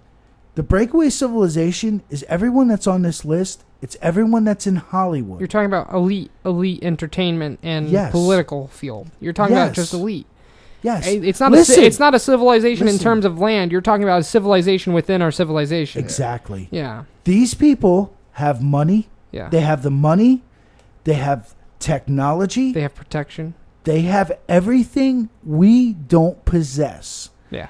And it is their own civilization. They fuck within each other. They mate within each other. They live within each other. That is a completely different civilization from us. Yeah. These people may have different fucking rules. Yeah. Okay? And maybe that's why these people fucking die like they fucking do. Yeah. It's a possibility. That much is definitely true, is that they have their own civilization. Whether or not they realize it. Maybe they don't realize it. Listen, people treat these people like gods. They treat them like idols. Okay? Well, this is what I'm trying to say, is that, like, even if they don't realize it, they live in their own society. Because they're taken care of. They're protected. Look at fucking politicians. Yes. They have a whole fucking taxpayer fund for fucking sexual harassment cases. That's your money. Listen, they're just like us. We take care of our own. They take care of their own. Yeah, it's like this, guys. If you get accused of sexual harassment, whether you're a guy or girl, whatever, and you're listening to this right now and you're not part of the fucking Hollywood elite, and if you are, let me in. Fucking, I ain't fucking the baby, dude. No. I ain't cutting its head off. Oh, I'll talk about that in a second. But I ain't sacrificing shit to Moloch. But fucking the thing is that whether they know it or not, they're part of their own. They're protected. They're fucking. They can say a lot of things without fucking consequence, and then there's a lot of things that they can't say, and there's some pretty massive consequences. So it's, and like I said, whether they realize it or not, there are some people I'm sure maybe don't realize it, that they're part of that fucking society, and that they live in a completely different world within our world. They do. Yeah, and it's they do. where they're and for you, listen, for you, for me, for fucking fake Jamie, to break into that world, okay, we're just not gonna be able to walk through the door and say hello. Yeah. Listen. Think about, go to our level. Think of our level at the airplane factory. Mm-hmm. When we get a new employee that comes into the airplane factory, what do we put them through? What do you mean? We put them through hell. Well, we have to. I mean, that's just part of the job. Exactly. Yeah. And that's part of the fucking job of these people's fucking civilization. They have to protect their civilization. Just like we have to protect our civilization at the airplane factory. We need certain people to be able to do certain things. And we put those people through certain fucking tests on a minute scale. Well, okay? We don't make them fuck babies. You're absolutely right. We don't make them fuck babies. Just make them. But everyone on this list, I think they had to fuck a baby once or twice. You guys just make them. We make them put parts work. up in multiple places in the airplane. We make them work, and if they work good, then we say good job. Yeah. And you just have to make sure you're good at doing the job. They get to handle the heaviest parts of the airplanes. But listen, at the end of the day, with these people, I've theorized this a whole bunch of times. I don't know if I talked about it on the podcast, but with Jake, I talk about it all the fucking time. Is that these politicians and Hollywood people, half of them, I bet, or even more than half of them, possibly, I bet you they know things that they don't wish they wish they didn't know. I think a lot of them, they have stakes held against them, and it's a matter. And I think, like, to enter that kind of society, you have to do something fucked up. And that could be a variation of things. Maybe it's one thing, maybe it's multiple things. I don't know, because I'm not part of it. But I'm saying, it almost seems like everybody in Hollywood and in politicians are afraid to speak out until there's a safety net. Look at Lindsey Graham, for example. Perfect example. All of a sudden, it's starting to look like it's safe to be a real, like, Trump-supporting Republican now. It's starting to really look safe. And now all of a sudden, you have a bunch of Republicans playing ball because they don't have something to be afraid of anymore. Just offhand, please tell me you guys seen that that video of Lindsey Graham walking. Yeah, and he adjusts his fucking tie. To the Bee Gees song. Yeah, Did you see I fucking posted that. Yeah. But I think like looking at politics, but I think Hollywood's still in limbo right now. I think politics is starting to get saved a little bit because I think it's a first priority. But I think Hollywood's in limbo still. I think they're still stuck in this fucking thing where if you want to roll in the big dollars, if you want to get big roles in Hollywood, if you want to be a big household name, if you want to be a fucking Robert De Niro, if you want to be a fucking piece of shit. Yeah, you have to do something, and you have to fucking live by it. And if you don't, guess what? You're either gonna from a fucking door. You're either gonna get improvised hanged. You're gonna fucking get outed as a pedophile or some shit, or your fucking career is just gonna randomly fucking die. All of a sudden, you're not gonna have any roles anymore. All of a sudden, you're a shit actor. Yeah. All of a sudden, you're a B movie fucking guy. All of a sudden, you're on the Sci-Fi Channel. Yeah. And like, listen, it's like I said earlier. I loved Chris Cornell's voice. I loved. Back in the day, there was a time where, just like a bunch of other people from that era, their music was there for me when no one else was. Mm-hmm. But, you know what? There's a million other Chris Cornells out there, and we'll never fucking hear them because they're not part of the group, man. They're not willing to fuck also because of the They're fucking not. times. I mean, you're not gonna. There's no rock stars are fucking They'll dead. never be. Rock stars are dead now. It's not happening ever fucking again. With the way that music's gone down. I'm sorry, that got depressing. Like your modern day rock star is Kanye West. It don't matter. Listen. It don't matter how big a band is right now. 10 years, no one's gonna fucking know them. It's bands don't have that. Well, that's staying power anymore. Well, that's because the industry doesn't have a net to keep them. Back in the day, the industry used to have a net to keep them. The industry used to have a way to make them their bitch, to make them their fucking horse for years. That's gone now. Also back then, there wasn't as many of them because nowadays it's easy to do because you just put somebody behind a microphone and put a computer on the end of it. You just got to be pretty. Yeah. That's all you need to do nowadays. At least back then, I mean, there was computers and stuff, but they still needed to find the talent. Yeah. I'm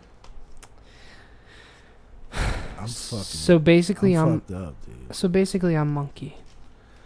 I'm so fucking pissed drunk right now, dude. I want to have one more fucking glass, and that's it for me. It's my life. It's now or never. I'm gonna. Because in the end, it doesn't even matter. Ooh. Crossover.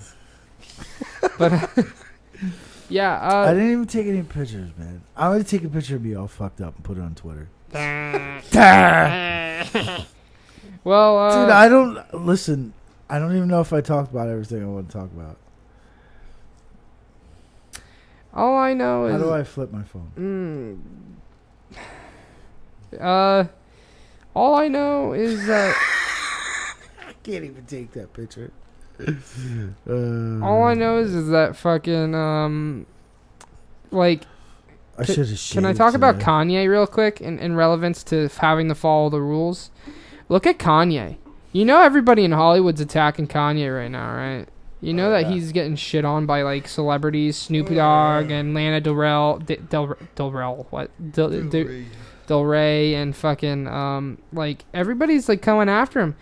I will just recently watch an interview and he was wearing a Trump hat, and you know what the fucking person said? The person who was interviewing said, he said, "There's a lot of me and a lot of people would really like it if you were to take off the hat." What? That's just what I think fucking of that. bullshit. I know. And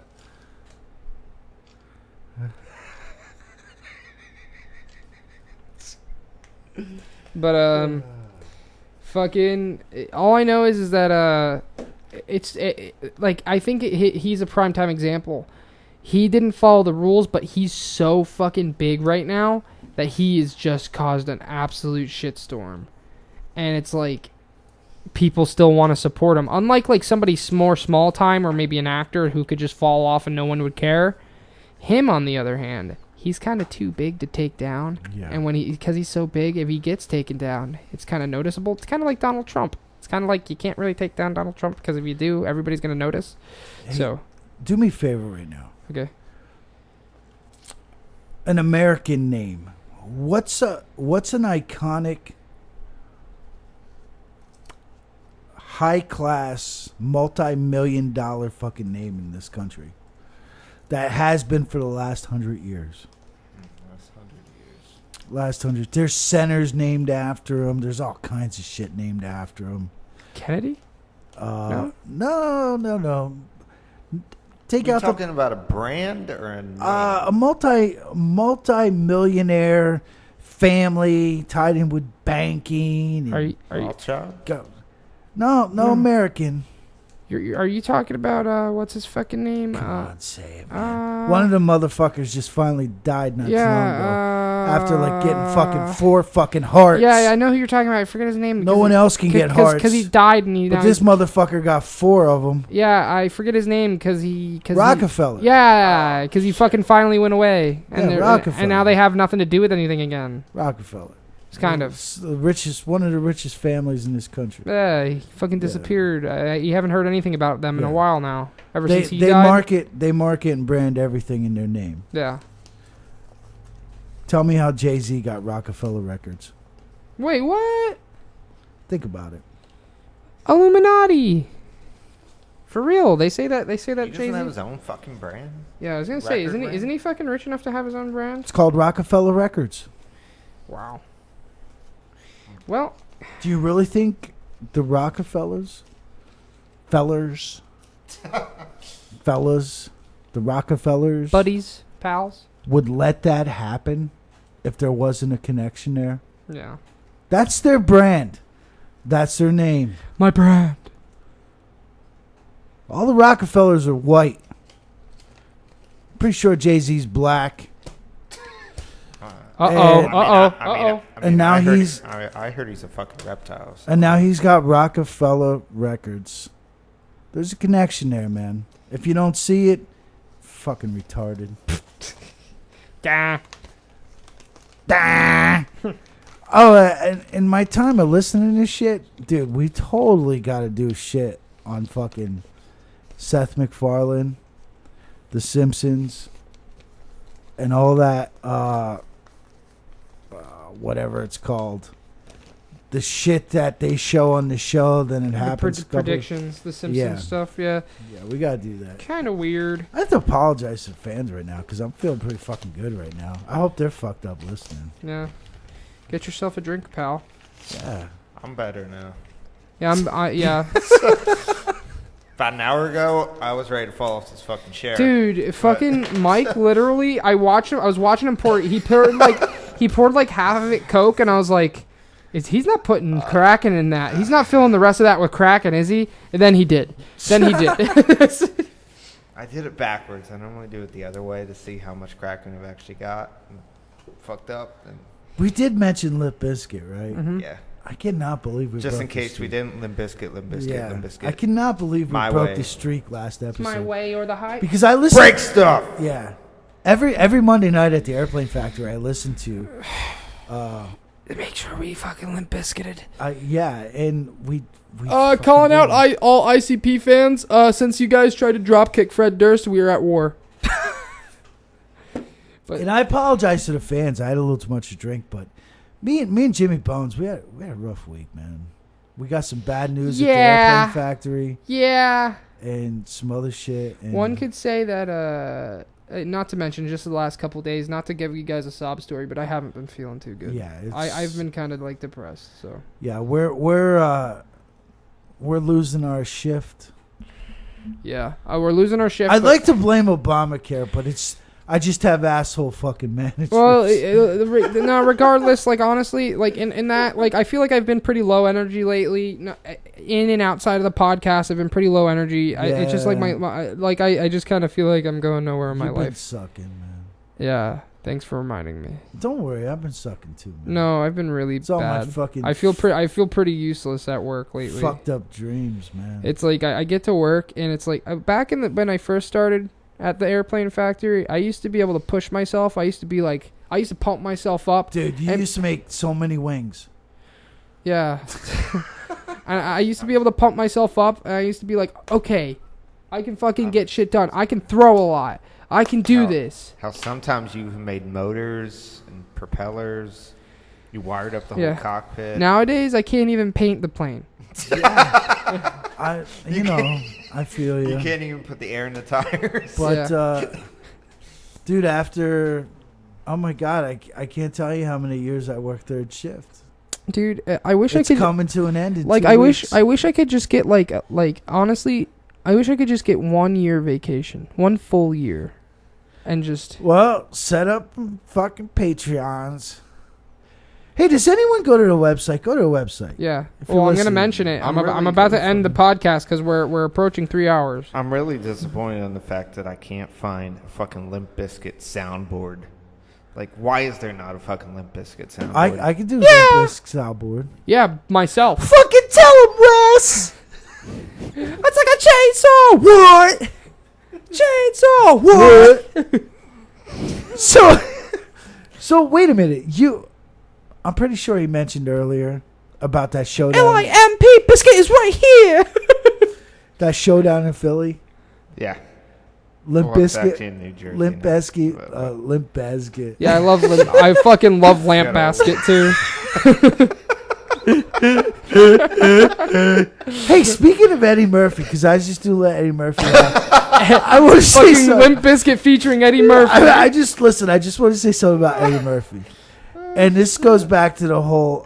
Star Whackers. No, He's a star whacker. It goes back to the whole. What did I call it? Another society. Secret Society thing. Yeah. No, not a secret society. Just Jesus Christ. Whatever. Yeah, you guys know. Whatever. If you're to this point, you heard him fucking say it. So. This is fucking hilarious, dude. We should fucking be periscoping. But anyway, Eddie Murphy. Remember back in the day when Eddie Murphy got caught with that trans? Oh yeah. You remember that shit? Yeah, dude. Yeah. Did you know fucking less than a year later, she was found dead on the fucking street because he jumped out a fucking apartment window, supposedly? Wow. Yeah. Found dead on the fucking street. Huh. Yeah. After fucking blowing Eddie Murphy in the fucking car. That's what they say. I wish I could do an Eddie Murphy voice. I'd be like, and you know what what they said the cause was? That she was in her apartment. She went out on the fucking fire escape. She locked herself in. Or she locked herself out. So the bitch decided, fucking, I'm dead. you know what? I think I can make the jump. And then she fell. And then she fucking fell. Yeah. But anyway. So I guess I'll just give Breakaway Civilization. That was it. There you go. Yeah, okay, let's talk about our fucking Twitters and social media, and then we can get out of here. Okay? So, Hey, I had a fun episode, dude. okay, yeah, this is a good one. Twitter. Our Twitter for the podcast is @DrinkingATheory. Just straight up, Drinking a Theory, all together there. My Twitter, if you want to follow me, I don't really post anything relevant to our fucking podcast. I kind of just follow esports and stuff. Fucking @Jimmy... What? Yeah. But I also have my mic turned off so nobody heard it. So whatever. The joke fucking sucked. So go on. My Twitter is @JimmyBonesMyGuy. It's pretty straightforward. If you don't know how to spell any of that, you're retarded. It's fucking... Our Instagram is horrible. It's a horrible fucking Instagram name. Here we go. Here we go. You got this, James. Because you couldn't fucking get it last week. I didn't do it. La la la la la la la la. Okay. What? Okay. Drink _and_a_theory_podcast. Woo! Woo! Sorry. Go ahead and follow us on Instagram. I don't know what new headphones after. I don't know what you guys are listening to us on, but we're on SoundCloud, iTunes, and Stitcher. Look us up at Drinking a Theory Podcast, and you'll find us. Listen to us. If you're on iTunes, give us a review so that we can see reviews. If you have complaints, put them in the SoundCloud, iTunes, whatever. Comment wherever you can comment. You come on the Facebook and say like your fucking last podcast sucked. Yeah. Anything. Constructive criticism is great because then we can change things and make it better. So our Facebook is Drinking a Theory Podcast. You'll find it. It's just like it's pretty much looks the same as everything else. I guess since a couple people already figured it out, I'll say my my Twitter is at mmarsh252. Yeah, super easy to figure out. Just like the swamp. Yeah. Do you want to mention your fucking Twitter since it's yes, I do. My Twitter is at VONTROGG.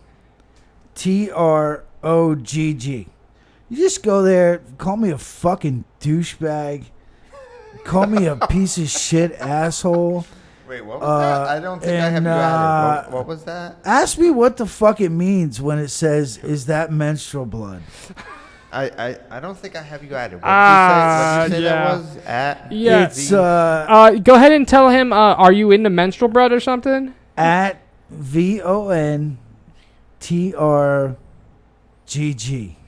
Yeah, go ahead and tell Jake, are you into menstrual blood or something? Because you can't seem to stop talking about it. Tell me how much I love the dick.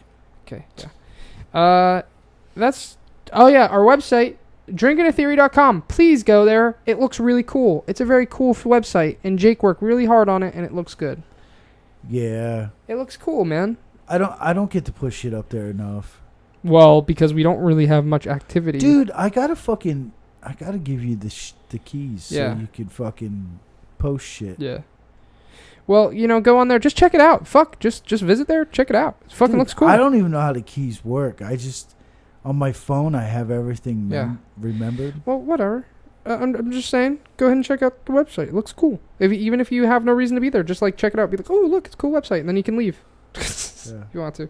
It was well designed. It looks really good. So, remember, November 6th, go out and vote red, please, for the love of fucking God. Please, I can't fucking iterate that enough. Please fucking go out and vote red.